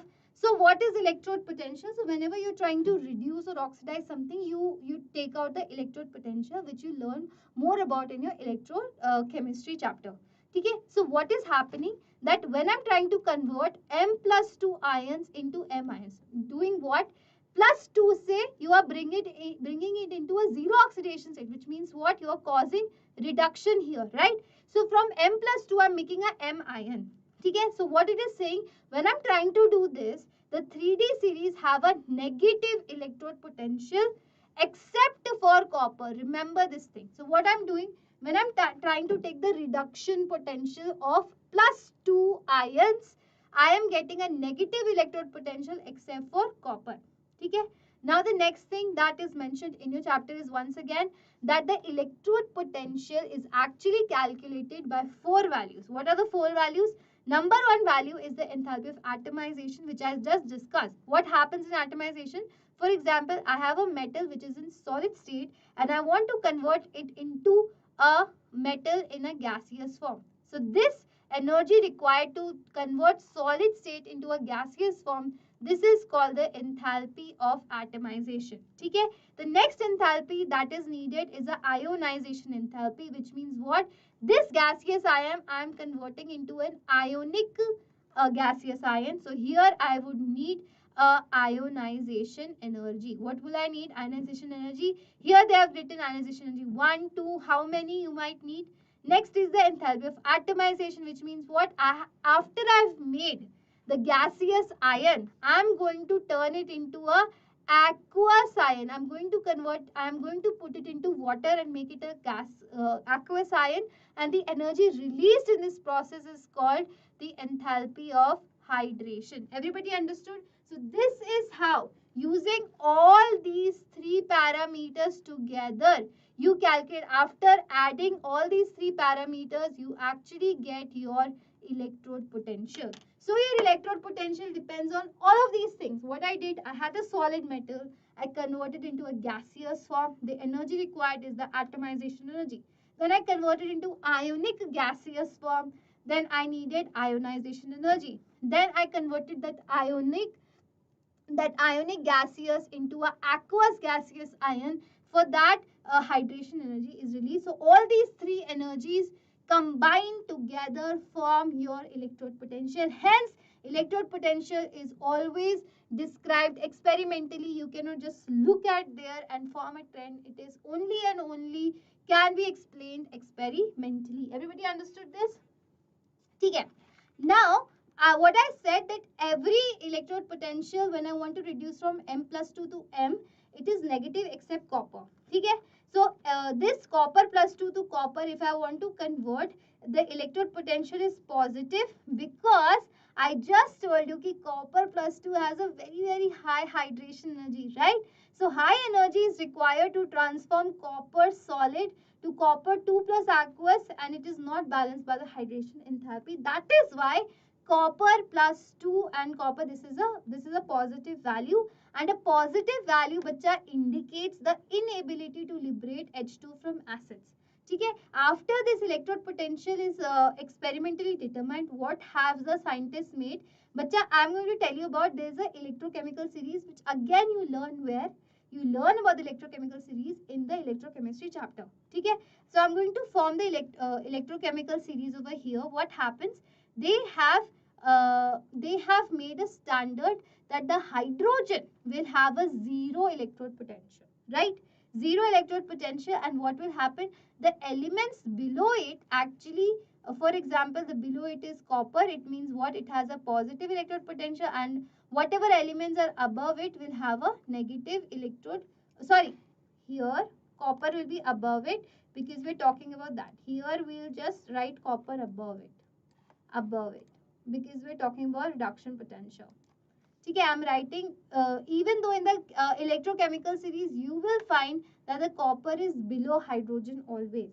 Okay, so what is happening? So whatever, so we are measuring with respect to hydrogen. So the positive value implies that it cannot liberate hydrogen from acids. This is a very, very important interference. Cannot liberate hydrogen from the acids. Okay. Now, let us look at this table. This is the electrode potential graph, which is telling you what? Can you see? The titanium has a negative electrode potential of minus 1.63, then minus 1.18, then minus 0.9, then minus 1.18. So what is happening as a trend? What is happening as I am moving along a series? So this is a series, right? From scandium, titanium, vanadium, chromium. So along a series, what is happening? E naught values are becoming less negative as we move from titanium to zinc. This is the important point. It's becoming lesser and lesser negative. However, there are some exceptions. You will tell me, ma'am, but there is an exception. So we're going to talk about why those exceptions are there. For example, manganese suddenly has a higher negative value. Why is that? Because again, has a 3d5 configuration, so it doesn't want to get converted. है ना? Manganese plus 2 has what kind of configuration? This is manganese plus 2 ion. Okay? Its configuration is D5. Will it want to get converted into manganese ion? Which means what? It has to gain plus 2 electrons. Will it want to do that? No.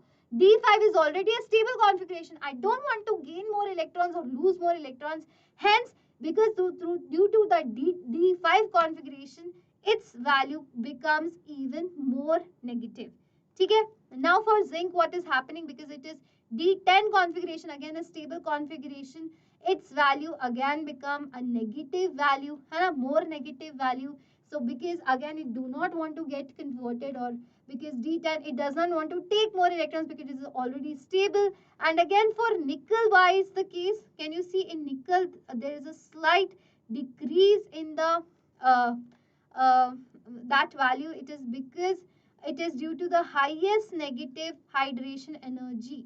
Nickel has the highest negative hydration energy, hence its value is actually an exception over here, and copper has the only positive value, which means it cannot displace hydrogen from the acids. Okay, so this is the trend, and again a similar trend from the M plus 3 to M plus 2 standard electrode potential. It means what? From the plus 3, I am trying to make a plus 2 ion. Okay, scandium, for example, scandium, we all know that scandium plus 3, what is the electronic configuration of scandium plus 3? It is a noble gas configuration. Why? Because it has lost all the electrons from d orbitals. It has D0 configuration, which is a noble gas configuration. So it does not want to convert into M plus 2. Therefore, it has the most negative electrode potential value. It is not given over here. Then it is a titanium is given over here. ठीक है? उसके बाद zinc has a high value. Can you see here? Again, zinc is not mentioned here again, but it is written here that zinc has a high value क्योंकि zinc plus 2 does not want to get converted into zinc plus 3. Okay, so these are the exceptions written over here. And again, manganese is an exception here again, because manganese plus 2 D5 is stable. Again, Fe plus 3 D5 is stable, hence it comes a little bit down. Okay, and for vanadium, what is happened in V plus 2, half filled T2G level is there. What does it mean? V plus 2 has how many electrons? Can anybody tell me? CO is present above hydrogen. Yes, bacha. Yes, bacha. ठीक है. उसके बाद half filled T2G level means what? T ver means this has D and 2 electrons are lost. So this has D3 configuration. V plus 2 has D3 configuration, right? D3 means what? T2G level means, if T2G level bacha means this. So this is the EG level and this is the T2G level. You learn it in coordination chemistry. This is the T2G level and this is the EG level. Correct? So what happens in D3 configuration? All the 3 electrons are in the T2G level. Hence this become half this become half filled, hence it becomes a more stable configuration. Therefore, you again see an exception in the V plus 2 configuration here once again. So all the exceptions are mentioned, and what are the reasons behind that is mentioned. Do you understand that why manganese is showing exception? Because manganese in plus 2 is stable, Fe in plus 3 is stable, scandium in plus 3 is stable, vanadium plus 2 is stable because of the half-filled T2G configuration. So you just need to remember all these things, and whenever exceptions are asked to you, you will be able to answer these questions. Okay? Hanji. Next, so these are again the values given to you, which is the E naught of the M2 plus M ion and the E naught of the M3 plus and M2 plus ion. Okay? Here, bacha, what is happening? What is the thing that you need to just take in mind and understand in mind? The thing is, the metals of the 3D series, with the exception of copper, are relatively more reactive than hydrogen and are oxidized by 1 molar H plus ions. It means except copper, all the other elements of the 3D series are more reactive than hydrogen. Okay, are more reactive than hydrogen and they will hence replace the hydrogen. Okay, but sometimes the actual rate is sometimes slow. For example, titanium and vanadium are passive to dilute non-oxidizing acids at room temperature. For example, titanium and vanadium sometimes might not be able to replace hydrogen from the solution. Why? Not because they are not capable, but because their reaction rate is slow. Okay? The reaction rate is slow, hence they cannot replace hydrogen, but they have the ability to replace. If you just put a catalyst, then they will definitely replace the hydrogen. Everybody understood this point? Beta bus, we're at the almost end of this class. Okay? Now, tell me one thing. The question is on your screen. Which is a stronger reducing agent? Chromium plus 2 or Fe plus 2, and you have been given these things on your screen. The E naught value to convert M2 plus to M ion and M3 plus to M2 plus ion. Who can tell me which is a stronger reducing agent? Which is a stronger reducing agent? Chromium plus 2 or Fe plus 2? How will you approach this question? Okay? Reducing agent means what? Which means reducing agent means when chromium plus 2 itself gets oxidized into chromium plus 3. If it gets easily oxidized into chromium plus 3, right? If it gets easily oxidized into chromium plus 3, it will make chromium plus 2 which is in a better, good reducing agent. Everybody understood this point? Whether it is chromium plus 2 or Fe plus 2. Okay? So, how do we see which is a stronger reducing agent? So, which will get itself oxidized into chromium plus 3 will behave as a very, very good reducing agent. So, can you tell me which has the capacity to be a very good reducing agent? Is it chromium plus 2 or Fe plus 2? Who can tell me? Who can tell me? Hi Anurag. Chromium plus 2 people have answered. Madhumita and Sarah, these are the only 2 students who are studying in my class. Very, very good, bacha. Chromium plus 2 will be a very better reducing agent. Why? Because when I try to oxidize it, when I try to oxidize chromium plus 2 to chromium plus 3, what will happen? This value which is given over here. Okay? Can you see this value? What value is given for chromium? For example, when I'm reducing chromium from chromium plus 3 to chromium plus 2, the E naught value given to you is minus 0.41. But what I want to do, I actually want to convert chromium plus 2 to chromium plus 3. So what I will do, I will reverse this value. So this value here, E naught value here will become plus 0.41, isn't it? So this value will actually become plus 0.41. Right? Everybody understood this? Hana? So because this is a positive value and we know whenever the E naught value is positive, it means it is a spontaneous reaction. Okay, if it is a spontaneous reaction, hence it will be a stronger reducing agent will be your chromium, because if you take out the reducing agent value of Fe, it will come out to be negative, which is not spontaneous reaction. So the only spontaneous reaction happening here is chromium, hence it will behave as a better reducing agent. Everybody understood the point? Like how will you determine in exam? I've used only the best examples over here. Yes, reverse the sign. You are right about that, Madhumita. Very good. Now, next property that we're going to learn is the magnetic property. So, these compounds will show paramagnetism. Why? Because they have incompletely filled d orbitals, right? So, d orbital compounds, d block compounds will show paramagnetism because they have incompletely filled d orbitals. So, what elements show paramagnetism, bacha? Whenever there is an unpaired electron, right? So because they will have unpaired electrons, hence they will be paramagnetic. There is higher chances to be paramagnetic. And how to calculate the magnetic moment? The formula is mu is equals to n plus 2. What it means? N here, bacha, represents the number of unpaired electrons. What it represents? Number of unpaired electrons. Remember this. Unpaired electrons means what? For example, I have drawn electronic configuration like this. What are the number of unpaired electrons here? Only 3. 3 unpaired electrons are there. Hence, you will put this 3 number over here and calculate the magnetic moment. Okay? And only whenever there are unpaired electrons, only those elements will be paramagnetic. Otherwise, they will not be paramagnetic. Okay? Even if one unpaired electron is there, it will be paramagnetic. Now, we are talking about magnetism properties of d block elements. The d block element looks like this.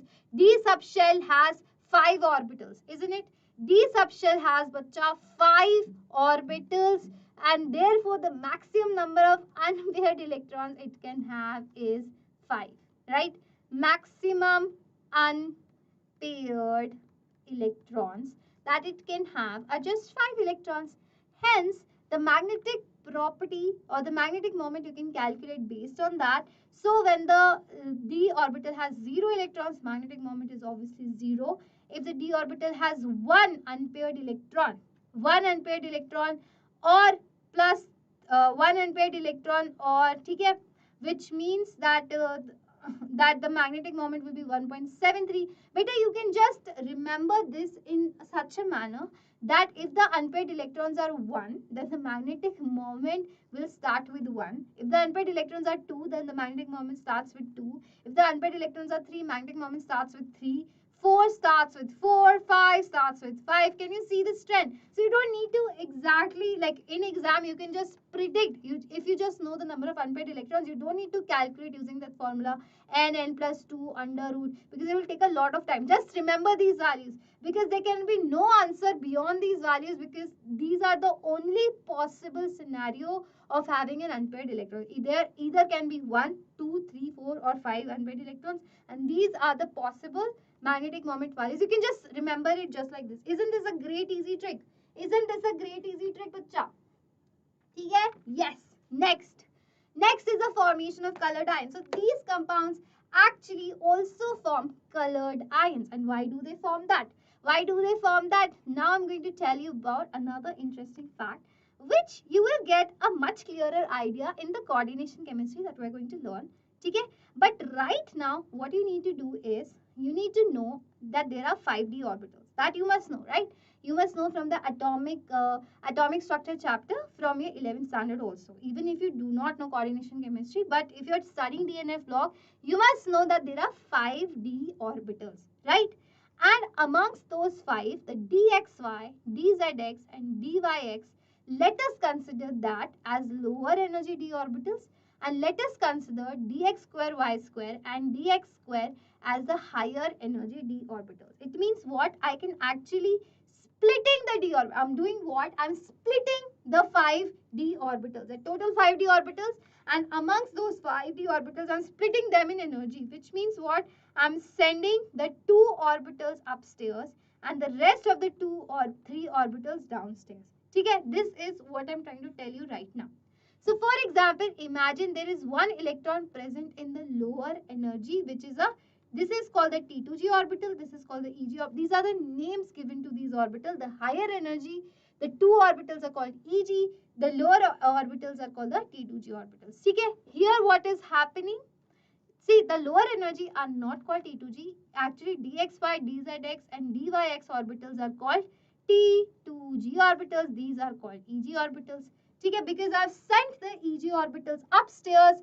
Hence, the EG comes there and the T2g comes below.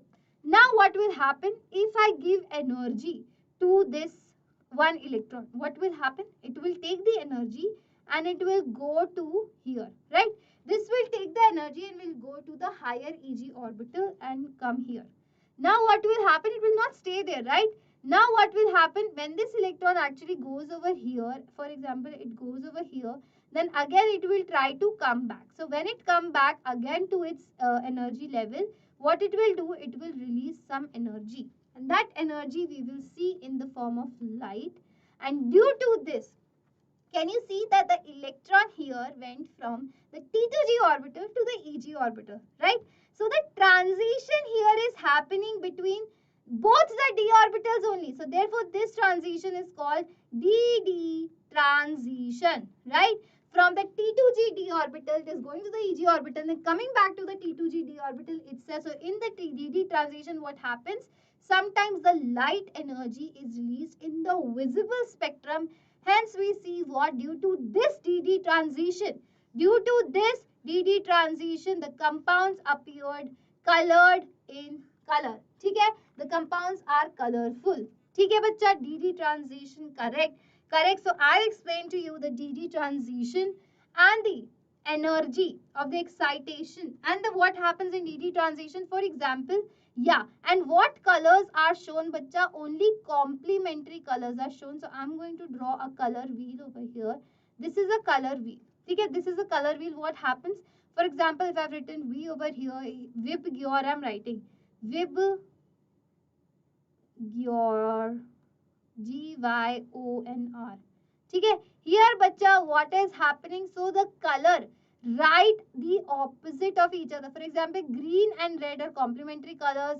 Violet and yellow are complementary colors and blue and orange are complementary colors. So the colors right opposite to each other are called the complementary colors. This is known as the color wheel. Remember this thing in which I have arranged the letters in the form of a Vib Gyor, skipping the indigo because it is same as the blue color, right? So here that's how we form a color wheel. And what happens here when the electron, if it goes from the T2g to the EG orbital, it absorbs some energy and goes, right? So it absorbs some energy and then when it emits out some energy, then the color that we actually see is the complementary color, not the color that not the energy that the electron actually absorbed, but the energy, but the electron actually reflected that color we see. We only see the complementary color. ठीक है? ठीक है? Yes. ठीक है? The energy of excitation corresponds to the frequency of the light absorbed. This frequency generally lies in the visible region. Okay, we have already discussed all these things. These are written in just theory form, which you can just later on check it out. Okay, now again, what all are the configurations which can actually show colored compounds? So the number one criteria for showing the colored compounds is there should be at least some electron in the d orbital, right? Because if the dd transition is happening, there should be some electron. If the d has 0 electrons, hence there will be no dd transition, hence the compound will be colorless. Again, titanium 4 plus, it has d0, hence the compound will be colorless. Another possibility of a compound being colorless is when the compound is, the d orbitals are fully filled. Why? I'm again drawing it here. I'm again drawing the split structure. Here it will be, it was the EG. Here it will be T2G orbital. Now what it's saying, that the orbitals are completely filled. Means what? Here 1, 2, 3, 4, 5, 6, 7, 8, 9, 10. Okay, all the electrons are completely filled. Now, where will this if the electrons even absorbs the energy, where it will go? Where it will go? It has no place to actually go upstairs, right? Because the upstairs is already filled. It has no place. Hence, even D10 configuration will be colorless. all other configuration, can you see? From D1 to D4, D9, D2, D8, every other configuration actually shows color, and the color of each of the configurations is written over here. And please, this is my humble request to remember all the colors, because this time in JEE exams, a question was asked based on the colors, and so many compounds were given. I cannot even begin to tell you. There were at least like 7, 8, 9 compounds given, and out of these 8, 9 compounds, every compound you have to name the color. So even if you like miss out or skip even one compound, your answer will be entirely wrong. So these kind of questions were asked in the JEE exam. So I'm expecting even NEET can do this time. So let's gear ourselves up, because sometimes NEET and JEE are conducted by the same body, so it's high probability that similar kind of questions can be asked in both of these exams. Beta, you don't need unpaired electrons for transition. You just need electrons for transition. Remember that thing. You don't need unpaired electrons. Okay? And again, they form, bacha, another thing that they form is a complex compound. Even they form. Complex means what? The complexes that you learn in your coordination compounds. Whichever complexes are enclosed in square boxes. Can you see? Here square boxes are mentioned. So these type of compounds, complex compounds, are even formed. The transition metals form a large number of complex compounds due to comparatively small sizes of the metal ions, due to their higher ionic size charges, and due to the availability of d orbitals for bond formation. Everybody understood this point? Beta, what? Yes, bacha. If you can, then you should do remember, because right now you have too many days with you. Yeah, the exam is on May 5. You have so much time. Utilize that time. I'm telling you these nitty-gritty things which are the differentiating factor. Everybody will know the basic concepts of the D block, F block. What will set you apart? What will set you apart in your rank are these nitty-gritty things, which are the color of the complexes. So whatever is given in your NCERT, just to by heart it. By heart it, I'm telling you, because this can save or break your rank, because NEET has very high competition when it comes to exam, when it comes to marks and ranks, right? It has a really high competition. Yes, yes, yes. Okay. The transition, why do transition metals form so many complex compounds? Because they have so small sizes. They have higher ionic charge. We just discussed they can even form +7 compounds, right? And also they have the availability of d orbitals, which can accept electrons within itself, right? So due to all these things, they form complex compounds. Important points. Next is the catalytic property. Now the next property of d block or elements. So what we have discussed? We have discussed so many properties of them. We've discussed that they show variable oxidation state, right? And based on that variable oxidation state, another property is catalytic property. Can you see their line? That the transition metals show catalytic property because of their ability to adopt multiple oxidation states. So this is the reason why they are very good catalysts, because they can show multiple oxidation state, and they can also form complexes. So due to these two reasons, they are very good catalysts. Now their examples, which are every time asked in your NEET exam. For example, vanadium oxide it is a very good catalyst, which is V2O5. Very good catalyst you use in contact process. What is contact process? When you try to form H2SO4, sulfuric acid, you use V2O5. Next is finely divided iron, Fe. Fe is used in Haber's process. What is Haber's process? When you combine nitrogen and hydrogen to form ammonia. That is the Haber's process. Next is nickel. When do you use nickel to use in catalytic hydrogenation? You use nickel. Correct? Correct. Next is, what are people saying? Until March 15-20 we cannot complete syllabus. Beta, I will try to make you complete syllabus as soon as possible, so that we can do many PYQs and questions together. That should be our main focus before the exam. So that's why we are doing these marathon sessions, right? Now the next catalytic property. This is a very good example of catalyst. What is happening?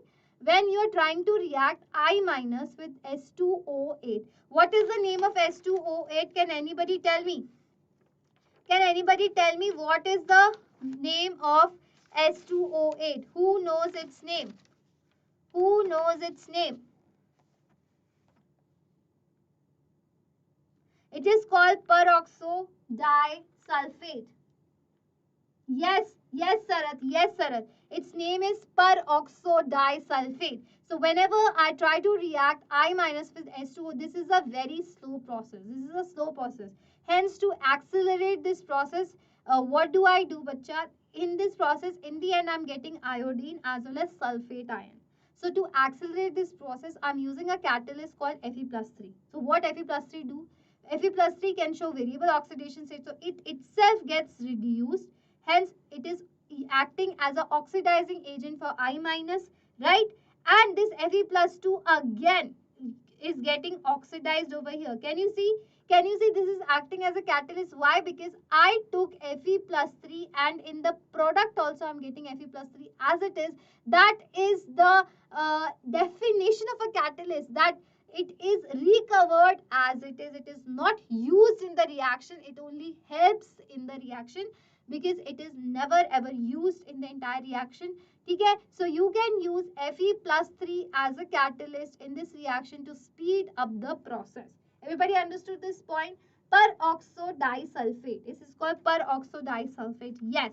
Now the next property of these compounds is the formation of interstitial compounds. What does it mean? Interstitial means, for example, I am making a crystal lattice over here. Crystal lattice, a lattice structure I am forming over here. It is formed of many unit cells, right? This is how a lattice structure is like. Everybody agrees with me?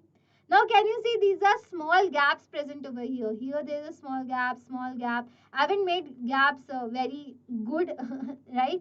So for example, here is a small gap. So what is happening in this crystal lattice, in this tiny gap, sometimes what happens, teeny tiny atoms like hydrogen, carbon and nitrogen get trapped inside. Okay, they do not form a complex or a compound with them. They do not form bonds with them. They just get trapped inside the lattice.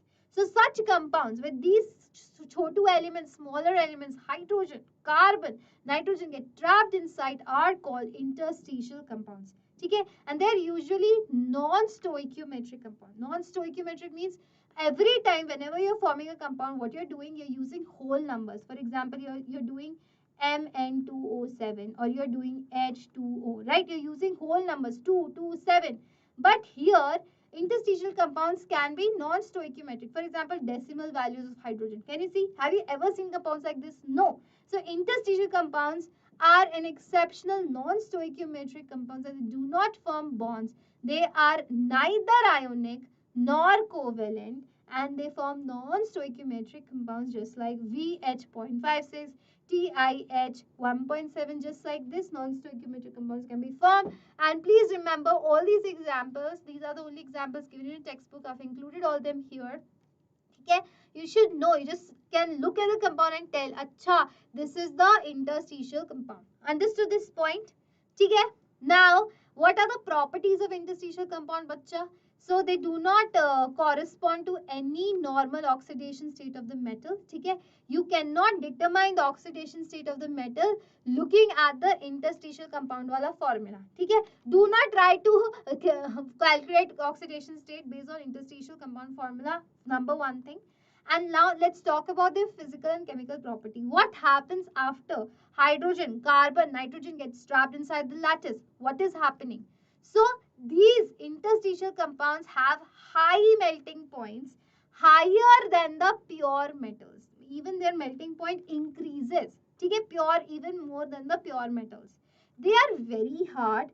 Some borides approach diamond in hardness. They can even become as hard as a diamond. Okay, they retain the metallic conductivity and chemically, but they are inert, right? They are not chemically reactive. They are chemically inert. This is a NEET sometime 2019 question, I guess. It was asked in NEET 2019 ki are interstitial compounds chemically reactive? The answer was no. They are chemically inert. So these little data points, factoids are so important from your NEET perspective. That's why I've included all of them. That's why this might become a longer lecture. Okay? Next is the bacha alloy formation. What is happening? Your alloys are formed. Okay? And why are alloys formed, bacha? Because alloys are formed by the D block elements, because the alloys are homogeneous solid solutions in which the atoms of one metal are distributed randomly among the atoms of the other metals. Okay, let's not read the definition. I'm going to explain it to you. So what are alloys, bacha? These are homogeneous solid solution. This is a solid solution, which means what? Solid in solid. You learned in solutions chapter, right? Solid in solid solution, it is homogeneous. It means it is same throughout of one metal or the other. And its highest property is that only those compounds can form alloys where they have 15% similarity in radius. 15% similar radii. I mean, the difference in radii should not be more than 15%. It means what? It means that atoms with similar radius can form good alloys. And what are the properties of alloy? That they are hard, they often have higher melting points because they have all the good things about a metal. And the best known are, what are the examples given in your textbook? It means the iron, carbon, chromium, vanadium, tungsten, molybdenum, manganese. They are used to form steels and stainless steel. Again, a very good example given in NCERT. And what is the composition of brass? It is copper and zinc. And for bronze, it is copper and tin. Right? Remember this thing. You're learning this from, I don't know, class 6th, 5th, 4th. You're learning what is the composition of brass, what is the composition of bronze. You should know all of these things. Okay? Next is oxides and oxoanions of metals. These also form oxides. We've already learned about oxides and also oxoanions. Okay? And how do they form these, bacha? They form all of these. One second. Oxides and oxoanions. Let me see if I didn't. Yes.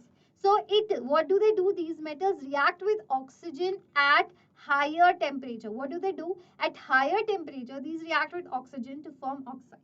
Okay? Okay? And what is the next thing, bacha, that you should know? That these oxides are actually ionic. These oxides, these form metal oxides of this chemical formula, which are ionic, except, but there is still an exception. Science is, especially in organic chemistry, is filled with exceptions, except your scandium. Your scandium doesn't form a metal oxide of this formula, and these are all ionic, bacha. Okay? And as the oxidation number increases, also remember this point, ionic character decreases. Remember this thing. As the oxidation number increases, for example, manganese in +7 oxidation state will form a covalent compound, not a ionic compound. Okay? In smaller oxidation states only, ionic compounds are formed. In bigger oxidation state, higher oxidation state, ionic compounds are not formed, covalent compounds are formed. Oh, it is written, or everything is written over here, scandium and MO type of oxides which are ionic. As the oxidation number of metal increases, ionic character decreases. Mn2O7 is a covalent green oil. This is again, I am again telling you, this is a JEE 2024 question. I know I'm teaching NEET, but JEE exams, JEE questions are often repeated in NEET. This is a very excellent point that I'm telling you, very accurate observation that I'm telling you. Okay? This has a very high probability of getting asked this year. The question was exactly this, ki which one is covalent green oil? That was the question. Can you imagine? So this question again can be there. Do not miss all these small points. Mn27 is covalent. Why? Because Mn here is in +7 oxidation state. That I know. And therefore it is a green colored oil. CrO3 and V2O5 have low melting points because here chromium is in +6 oxidation state. Here vanadium is in +5 oxidation state. Therefore, these compounds are covalent. Therefore, they have low melting points. Okay, everybody understood this? Everybody understood this? Now, we're talking about the acidic and the basic character of the oxides. Who can tell me? I will tell you another thing. With as oxidation number increases, oxidation state increases, acidic character also increases. Remember this point. As the oxidation state increases, acidic character of the oxides increases. For example, here manganese is in +2 oxidation state. Here it is in +3/8 oxidation state. Here it is in +4 oxidation state. Here it is in +7 oxidation state. Correct? Now, I just told you that as the oxidation state increases, acidic character increases. So, I know that this oxide will definitely be acidic. And I also told you that, okay, I'll let you know that later on. Now, this oxide, these two oxides will be amphoteric oxides. Amphoteric oxide, and this oxide bacha will be your basic oxide. Okay? So as the oxidation number increased, the acidic nature of the oxide increased. Remember this point. I'll also tell you one another thing. When I'm moving from left to right over here, what is happening? Oxidation number is increasing. Hence, ionic character decreases, right? So this oxide is more ionic, right? And this is bacha more covalent oxide. Okay, everybody understood this? As the oxidation state increases, covalent character also increases. Everybody understood this point or not? Everybody, yes, it has more acidic character. Now again, look at the vanadium oxides. Here the vanadium is in +3 oxidation state. Here it is in +4 oxidation state, +5. So I know because this is +5 maximum highest oxidation state of vanadium, and therefore but this oxide, I'm again telling you, this oxide is actually, according to your NCERT, is amphoteric in nature. Amphoteric in nature, though mainly acidic. This is the line written in your NCERT. What is written? Amphoteric in nature, although mainly acidic. कैसी है? Mainly acidic. It means it reacts actually with both acid and bases, but it shows more reactions as an acidic oxide. ठीक है? Again, V2O4 बच्चा, V2O3 is a basic oxide, and your V2O4 is a less basic oxide. What kind of oxide is this? This is a lesser basic oxide. Okay? Similarly, let's move on to chromium. Here it is +6 oxidation state. Here it is 3 2s are 6 +3 oxidation state is +2 oxidation state. Now +6 oxidation state, obviously higher oxidation state, so acidic, right? Here it is +2 oxidation state. Here it is amphoteric. Here it is amphoteric, right? And here it is a basic oxide. Everybody understood these points or not? Everybody understood these points or not? Okay? Shall I move forward? Yes, Sarath. Yes, Sarath. Sarath has learned this topic really well. We are going to talk about that as well. You are right, Sarath. They do give the anions and the cations. Yes, Sarath. Yes, ma'am. Clear. So some crazy dude is actually studying with me. Thank you, crazy dude. And if you have just joined the session and you have not subscribed, please subscribe and also like the session, and please drop your comments below. Now, oxides. Now, what did I tell you? That Mn2O7, because it is in +7 oxidation state, it acts as an acidic oxide. Hence, because it acts as an acidic, means it can give away H+, so it can give HMnO4, and CrO3, here it is in +6 oxidation state, so it can give away H2CrO4 and H2Cr2O7 because they're acting as acidic oxides. Similarly, as I told you, V2O5 is an amphoteric. It means it reacts both with acid and with base. That is the definition of amphoteric. Although it is mainly acidic, and it gives away VO4 3- and VO2+ salts. Remember this. Okay? What it gives in acidic medium, it gives away VO4 3- salt, and in basic medium it gives away VO2+ salt. Okay? Here see it is given VO2 4- give VO2+ salt in acids, and to amphoteric V2O5. Okay? Everything is written over here. We'll move to the next thing. Next is a NEET 2020 question. Who can solve this? This is from your magnetic moment topic which we just discussed. I'm looking at the chat box again. Answer this question. The calculated spin only magnetic moment of chromium +2 ion is. I just told you an easier method to predict the magnetic moment. You don't need to calculate it. Just know how many unpaired electrons are in chromium plus 2? Who can tell me how many unpaired electrons are in chromium plus 2? For that, you have to know the electronic configuration. So chromium is 24 atomic number, right? So chromium is, I'm writing chromium here, it is atomic number 24. It means it has D5S1 configuration, right? Now when I take 2 electrons out of it, it becomes a D4 configuration. Therefore, number of unpaired electrons come out to be 4. So what will be the answer of the spin only magnetic moment? Correct, Madhumita. Correct, Crazy Dude. Correct, Sarath. Correct, correct. So the easiest way is how many the number of unpaired electrons are they, correct?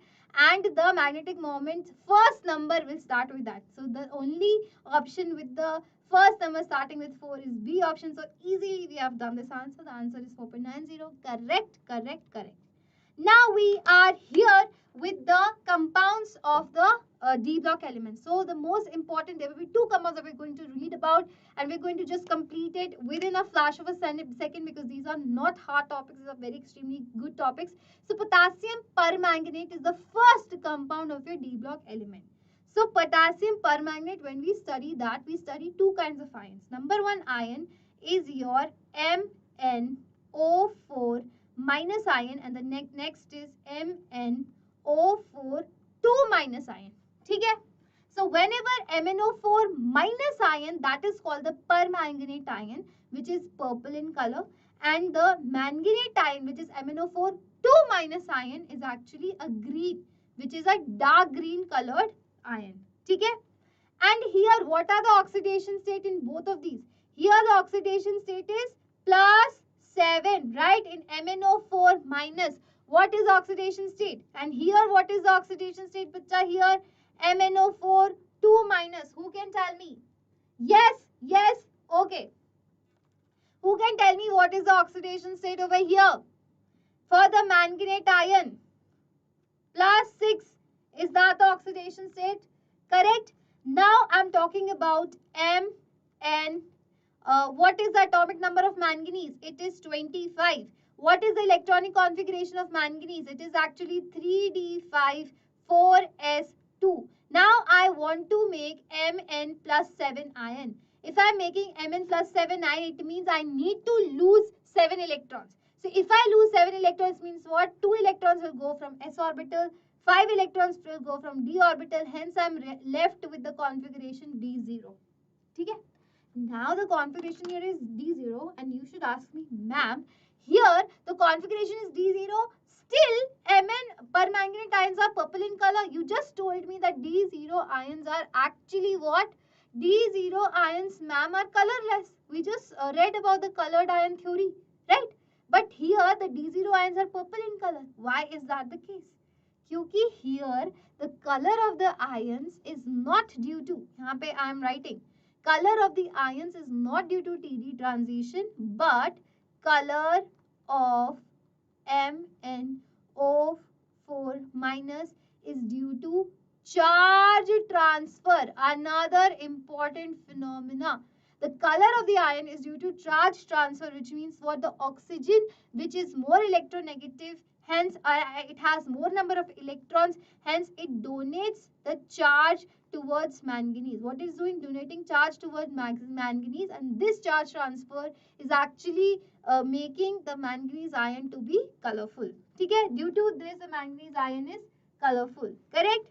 And next thing that you should know, its 2 important physical properties are its intense color and its diamagnetism. What are the important properties, bacha? Its intense color and its diamagnetism. Okay? It is a diamagnetic ion. Why? Because D here is 0.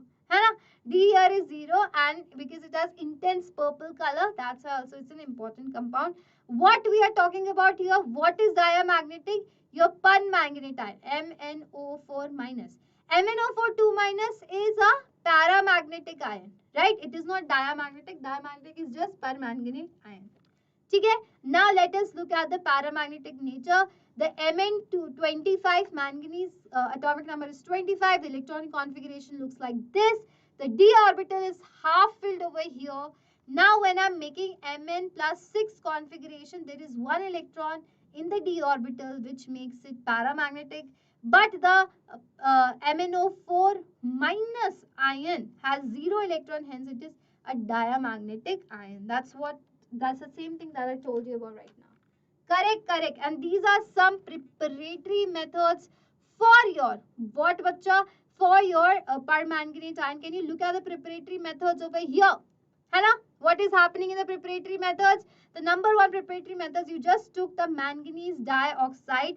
The another name for MnO2, which can be asked in your exam. Who can tell me what is the another name of MnO2? MnO2's another name. Acha, okay. Let us discuss this structure once again.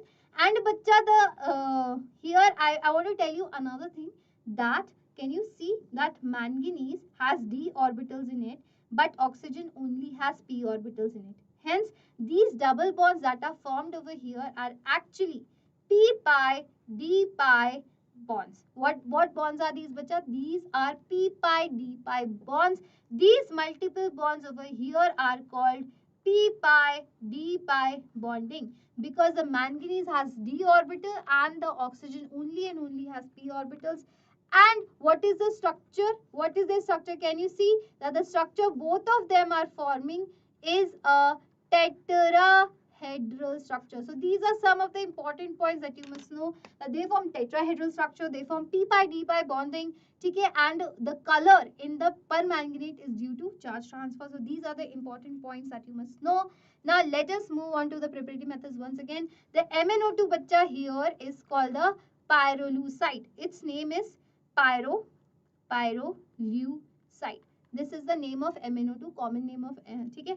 So what do? You just take MnO2 where manganese is in +4 oxidation state, and then you react it with KOH or oxygen or any oxidizing agent like KNO3. You can also react it with this, and then you get a manganate ion which will be green in color.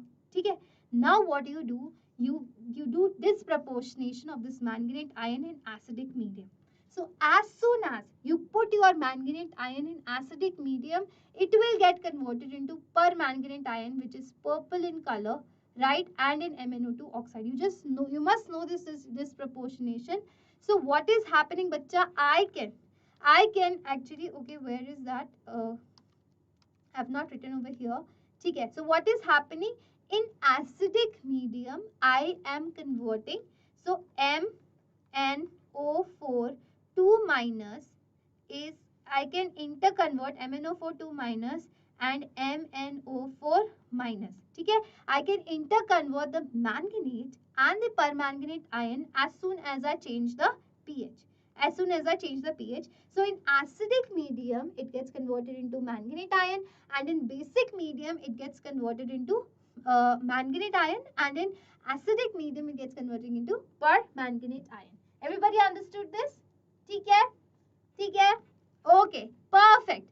Perfect. Next are the commercial preparation. Commercial is you just take pyrolusite again, then you fuse it with KOH, oxidize it here, you get the manganate ion, and then the manganate ion you electrolyte, you do electrolytic oxidation in alkaline solution and get the permanganate ion. In laboratory preparation, you use peroxo disulfate with Mn2 plus ion in neutral medium, and then you get a permanganate ion. So these are all the preparatory methods that you must know. These are easy reactions. Okay? Even if you write even one reaction one day and just write it 10 times on a paper, you will remember it, because they are extremely easy reactions. Okay? Now what is the properties of permanganate ion? Again, this is all given in your textbook, and I've just attached it in a pointer form so that you remember it clearly, so that it's easier to remember. Okay? When you're reading through NCERT, it is not easy to remember, but in points and bullet points, it is easier to remember. Okay? Again, I just told you that potassium permanganate is an important oxidizing agent. We talked about it because manganese here is in +7 oxidation state, which is not stable. Hence, it wants to get reduced into smaller oxidation state. Hence, it acts as a very good oxidizing agent. Now, you should not forget this point. Okay? The next is different possible half reactions for reduction. So what are the different possible half reactions for reduction, which is again given over here? The H plus concentration of the solution plays an important part in influencing the reaction mechanism that is given over here. So what is happening, bacha? MnO4 minus is getting converted into MnO2. So when I'm using lesser H plus ion, it gets converted into plus 4 oxidation state. And when I'm using more H plus, it means I'm using a stronger acidic medium, it gets converted into Mn2 plus state. Okay, everybody understood this? Yes, bacha, you should revise with this PDF. You will get to know each and everything over here. Okay, and the kinetics is also an important factor when the rate is getting decided. For example, permanganate, when the 1 molar solution of any acid is used. Okay, so permanganate should oxidize the water, but the reaction is so slow that it doesn't happen. Okay, it is slow unless manganese 2 ions are present or the temperature is raised. Okay, what it is saying that it can. Mn plus 4, Mn plus 7 ions can even oxidize the water when the acidic condition is given to them. But the reaction is too slow. Hence, you have to add a catalyst. What catalyst you are adding? Manganese plus 2 ions you are adding, or you are raising the temperature. Okay? Yes. Now the next reactions are again action of heat on the permanganate ion. What is happening?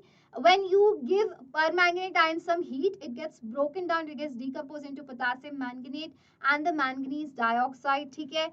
This is the action of heat that is happening. Again breaking down, and these are some of the important reactions I've compiled here. There's nothing for me to explain over here. You can just go through these reactions, like how KMnO4 behaves in acidic solutions. So acidic solutions, these are the reactions. All reactions are extremely important. You should go through them. Then in neutral or faintly alkaline solution, what happens, what kind of reactions they actually go to.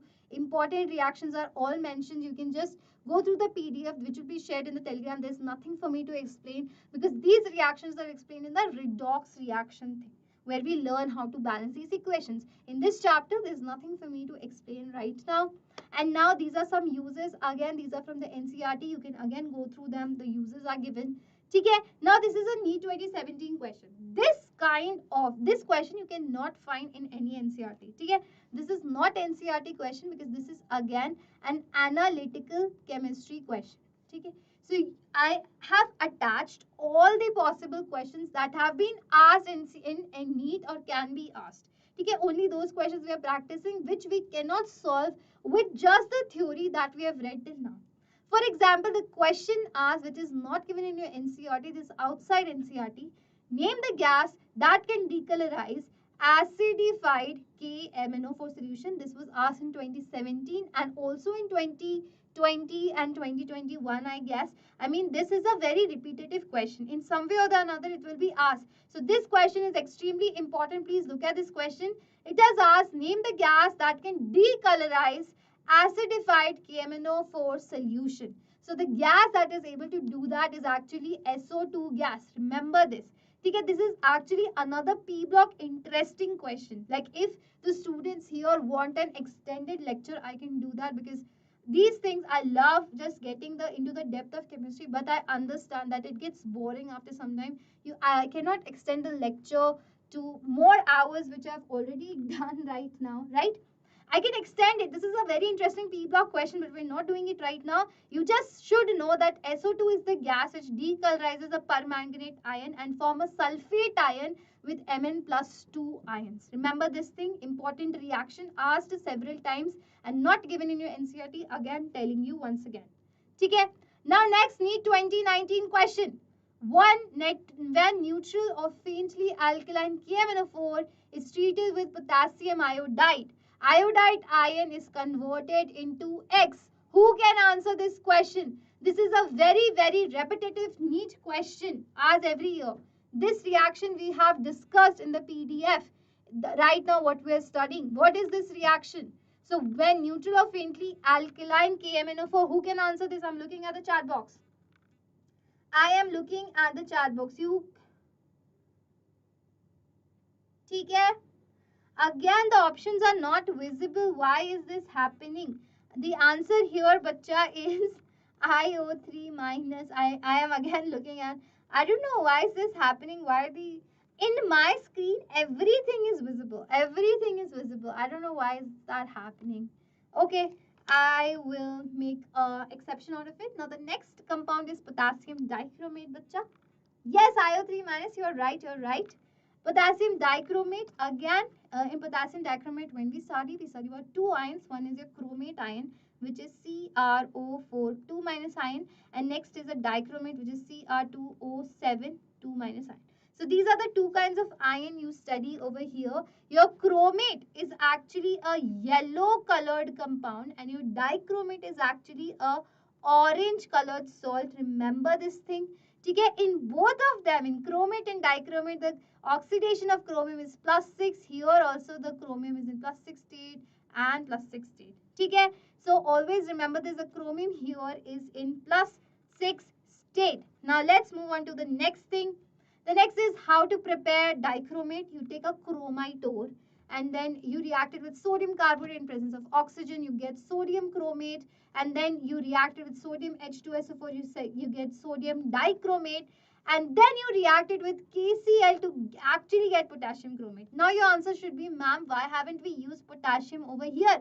Why did we react it later on with potassium? Because Na2Cr2O7 sodium dichromate is more soluble compound. Because it is a more soluble compound, hence it is easier to react with sodium dichromate, and then we can convert it into potassium dichromate by just replacing the cation. That's what we have done. Potassium dichromate is not soluble, hence it is not easier to form if we started with potassium. That's why we start with sodium dichromate. It is more soluble compound. Everybody understood this? Yes. Next is the potassium dichromate. I've already told you that both of them has tetrahedral structure. These can again be transformed into one another when the pH is changed. For example, in the acidic pH, you will get the dichromate ion, and the basic pH, you will get the chromate ion. And the angle between this angle is 126 degrees. This you should know about the structure, and all the bond lengths here are actually equal. All the bond lengths are equal. Why? Because this can go into resonance, right? So resonance is happening in all the cases, hence all the bond lengths here are equal. Okay?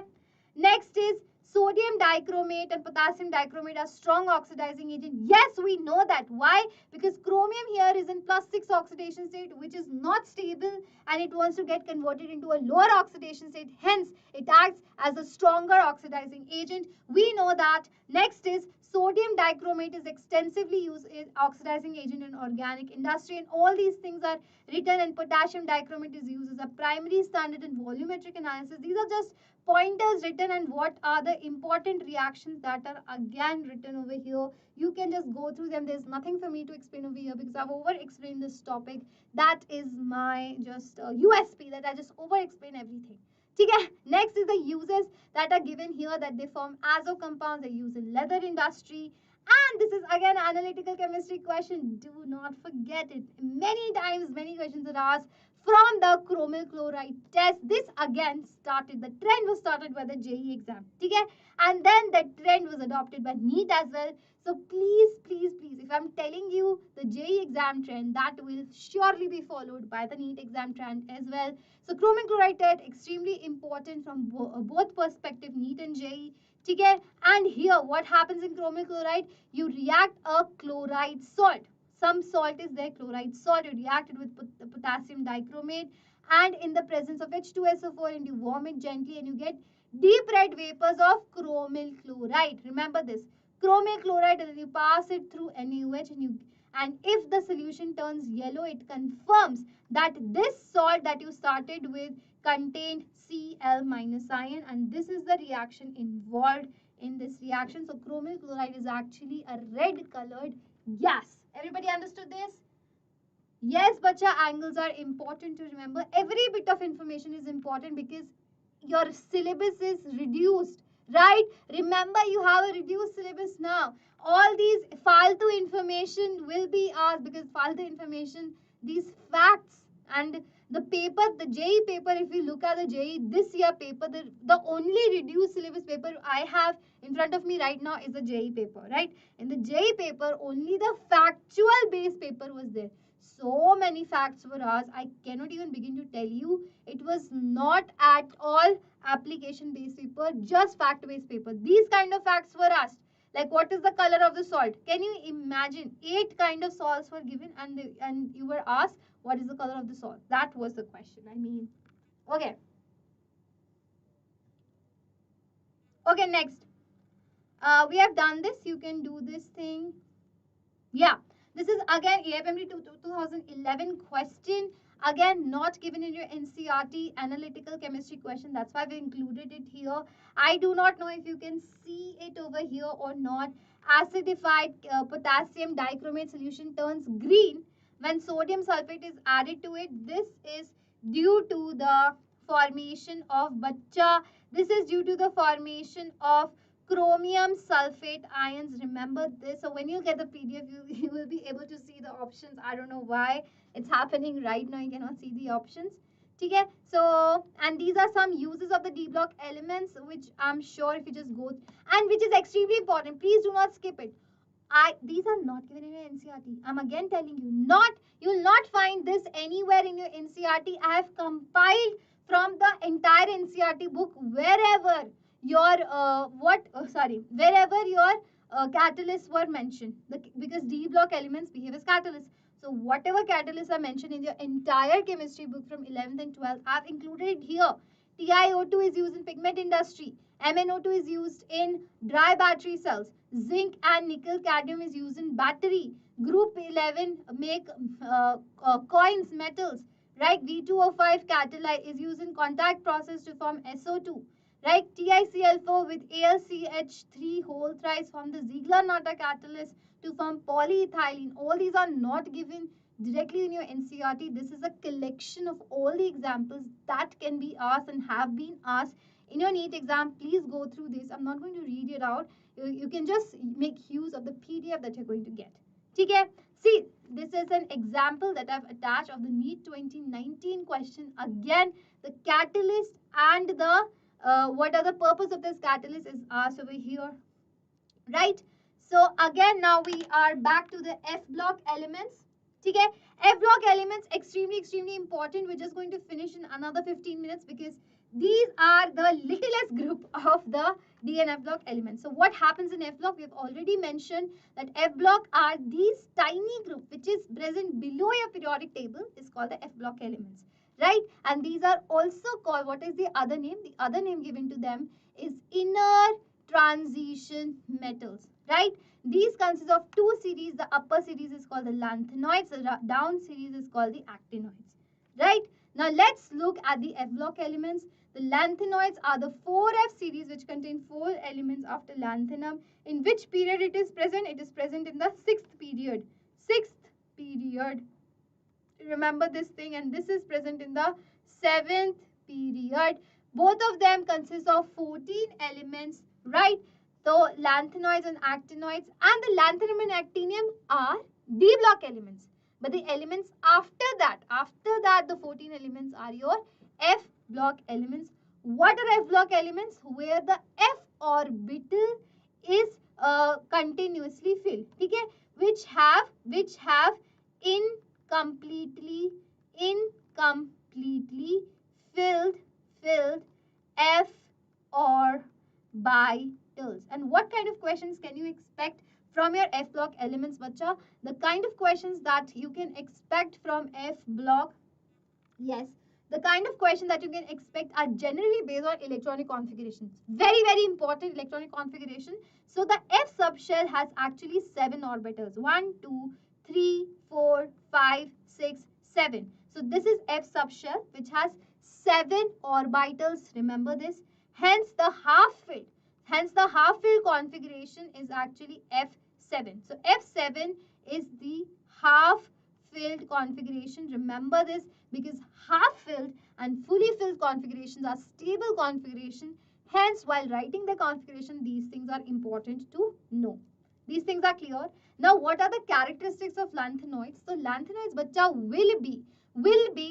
will have only one stable oxidation state. Remember that they do not have variable oxidation states. They have like few oxidation states. ठीक है, and they have smaller changes in the size and the nuclear charge, which means that they do not have much difference in their size. They are quite similar in size, hence they are difficult to separate. While the actinoids chemistry is complicated क्योंकि they show a variety of oxidation. They show भैया बहुत सारी oxidation states, right? And they are also radioactive elements. They're radioactive. Hence, what do they do? What is the purpose of radioactive? What is the property of radioactive elements? That they just break down, right? After a while, they are nowhere to be found because they're consumed, they're lost, they have a half-life, right? So they are very difficult to study due to these problems, that they are radioactive and also that they show so many oxidation states. Now let's talk about lanthanoids in general. So what is the electronic configuration? The general configuration you must know. It is very, very extremely important. It starts with n minus 2. F fills from 1 to 14 electrons. Then n minus 1.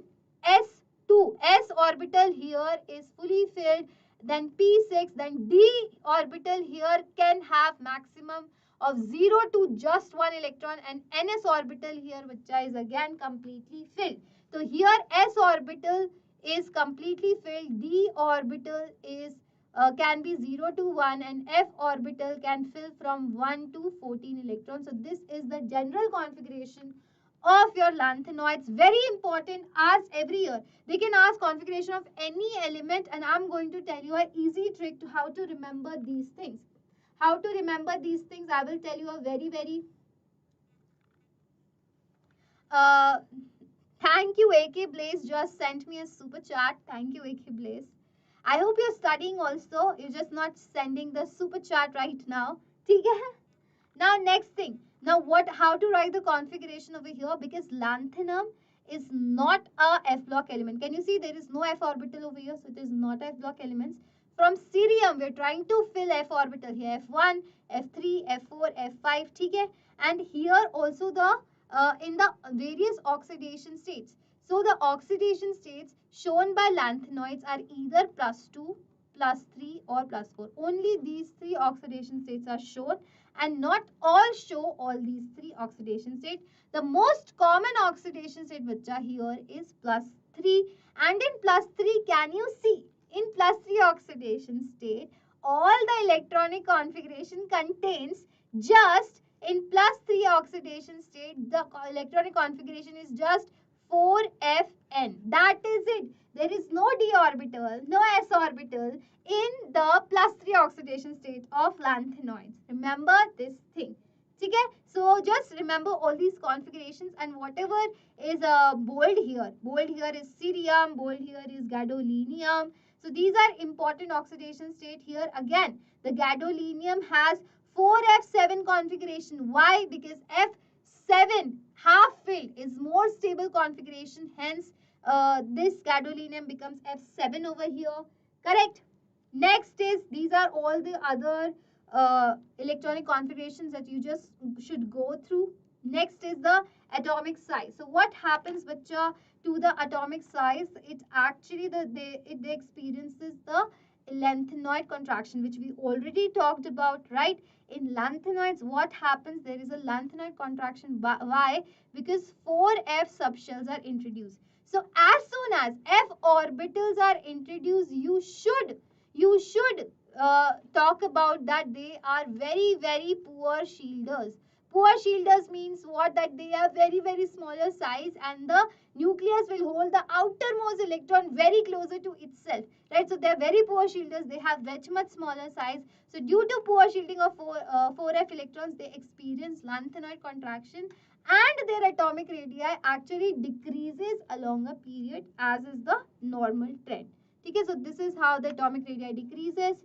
Okay, but there is no regular decrease anywhere except when we're talking about M+3 ions. If you're talking about M ions, M+2 ions, M+4 ions, the decrease in radius is not regular. Only and only in +3 ions. Can you see? In +3 ions, only and only the decrease is a regular decrease. And other cases, the decrease is not regular. You cannot make out a trend. Okay? Next is the oxidation state. I just told you that their most common oxidation state. common, or you can even write stable. Stable is a wrong word. Stable is a wrong word over here, but we are going to use it for the sake of solving questions. Okay, it is a wrong word, but the most stable configuration is +3. Okay, even though these metals do what? These elements, lanthanoids, show +2 and +4 oxidation state. When do they show that? If the F is becoming an empty orbital, if the F orbital is getting half filled because they are stable configuration, or if the F orbital is getting a 14 F14 configuration. So if these kinds of configurations are possible, then +2 and +4 oxidation states are shown by elements. But even though they show these kinds of elements, and what are the elements that show these? For example, +4 is shown by these elements, +2 is shown by these, and ND shows +2, +3, +4, all kinds of oxidation state. +3 is the most common. But bacha, what I'm trying to tell you, even though if some element, for example, take example of cerium +4. Cerium +4, it exists as cerium +4, but it will try to get converted into cerium +3. It only and only will ever try to get converted into cerium +3, even if in cerium +4 the configuration is F7 or F14, even if the configuration is stable, but still it will always and always choose to go back to the +3 configuration because it is its most common configuration, no matter the configuration. Okay? So what is happening? +3 here is more stable always in lanthanoids. So therefore, cerium +4 will act because it is itself getting reduced. है ना? It is itself getting reduced, hence it is act as a very, very good oxidizing agent. Right? Similarly, your samarium +2. Samarium +2 will again try to get converted into samarium +3. It means it is itself getting oxidized, hence it is acting as a very good reducing agent. So what is the conclusion? Whenever lanthanoids are present in +2 oxidation state, they will act as a very, very good reducing agent. But if they are present in +4 oxidation state, they will act as a very, very good oxidizing agent because they always want to convert into +3 oxidation state. Everybody understood this? Everybody understood this? Extremely good. Extremely good. Okay, I made you understand these things. Strong oxidant, strong reducing agent. We have done these things. These are some of the general characteristics, that they're silvery white, soft metals, but they tarnish rapidly in air. So these are the things that you can just read on your own. The explanation part I have done. I do not need to explain it to you. These are some properties of the lanthanoids. These are the rest of the properties that they show colored compounds. Why do they show colored compounds? Because they have electrons in f orbitals, but F0 type, F14 type will not show colored compounds. Remember this thing, F0, F7 and F14, no color compounds. No color compounds. Okay? They also show magnetism, that is written over here. They are all paramagnetic except F0 and F14 type. Okay? So these are all the major things that I can explain to you. These will not show color compounds. All the rest of the block elements will show colored compounds. Hello bacha. Hello everybody. Okay? Now these are some of the more important properties that there's nothing for me to explain. Yeah. Again, you can just go through them. What is written over here is that the ionization energy of lanthanoids is similar to calcium. Calcium is a S block element, right? So therefore, what they're trying to say, that the lanthanoids do the same reaction, show the same reaction as calcium. Okay? So their lower members show the same reaction as calcium, while their higher members show the same reaction to aluminium. See, it's written over here. With increasing atomic number, they behave more like aluminium, but the earlier members show reactions like calcium. Now let us look at their reactions. For example, whenever I try to react a lanthanum with acids, then it will release hydrogen gas just like calcium, right? And if I react it with oxygen, what will happen? It will behave as Ln2O3, which means what? This is same as Al2O3, right? So if I react aluminium with oxygen, I'll get Al2O3. If I react aluminium with halogen, I will get AlCl3. So similar kind of reactions lanthanum show. They are more similar to aluminium, and sometimes the lower members are similar to calcium. That is it. That is it. That's all written in these slides. Now let's move on to the actinoids. So these are the configuration of actinoids once again. You can go through these configuration, and the major important thing that you should know that actinium is not a actinoid because there is no f orbital here. Thorium, again not a actinoid because no f orbital here.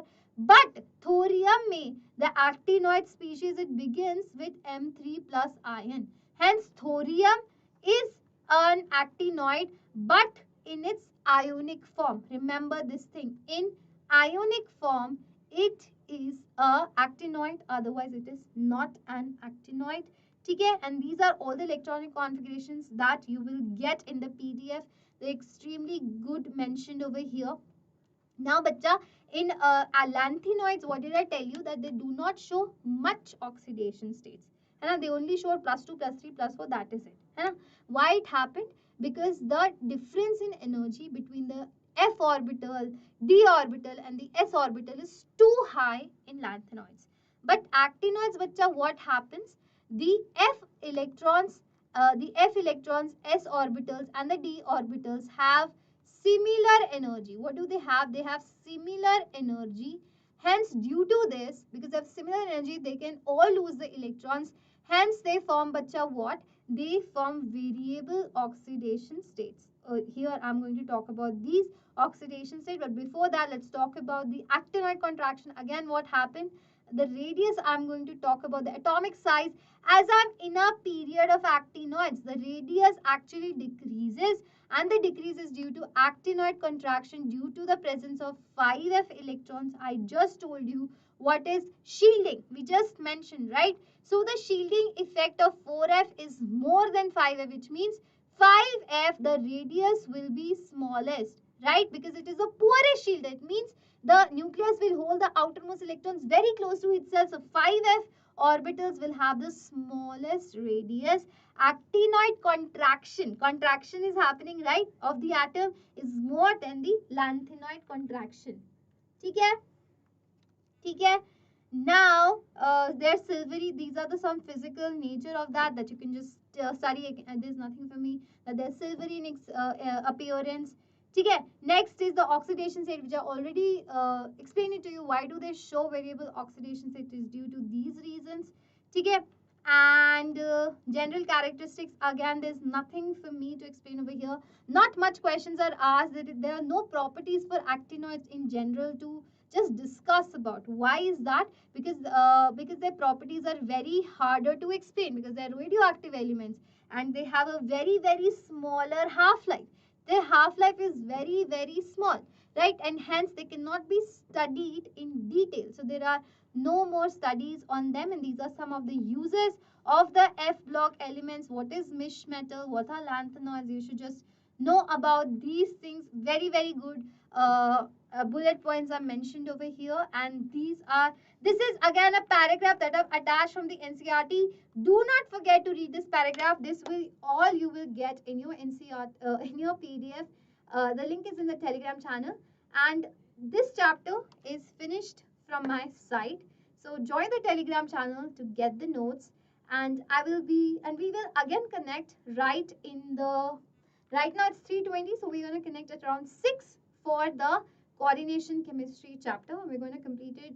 I will try to complete it within 3 hours from 6 to 9. I'm again going to take a little bit of your time. I'm giving you 3 hours, so just chill, relax, have a good day, and we're going to meet again. Thank you for attending this session. I hope you understood this chapter. If you have any doubts, let me know in the comment section, not in the chat box, so that I can help you out later on. And if you think I missed something, let me know, because I don't think I missed anything. Thank you for attending the lecture. Bye bye.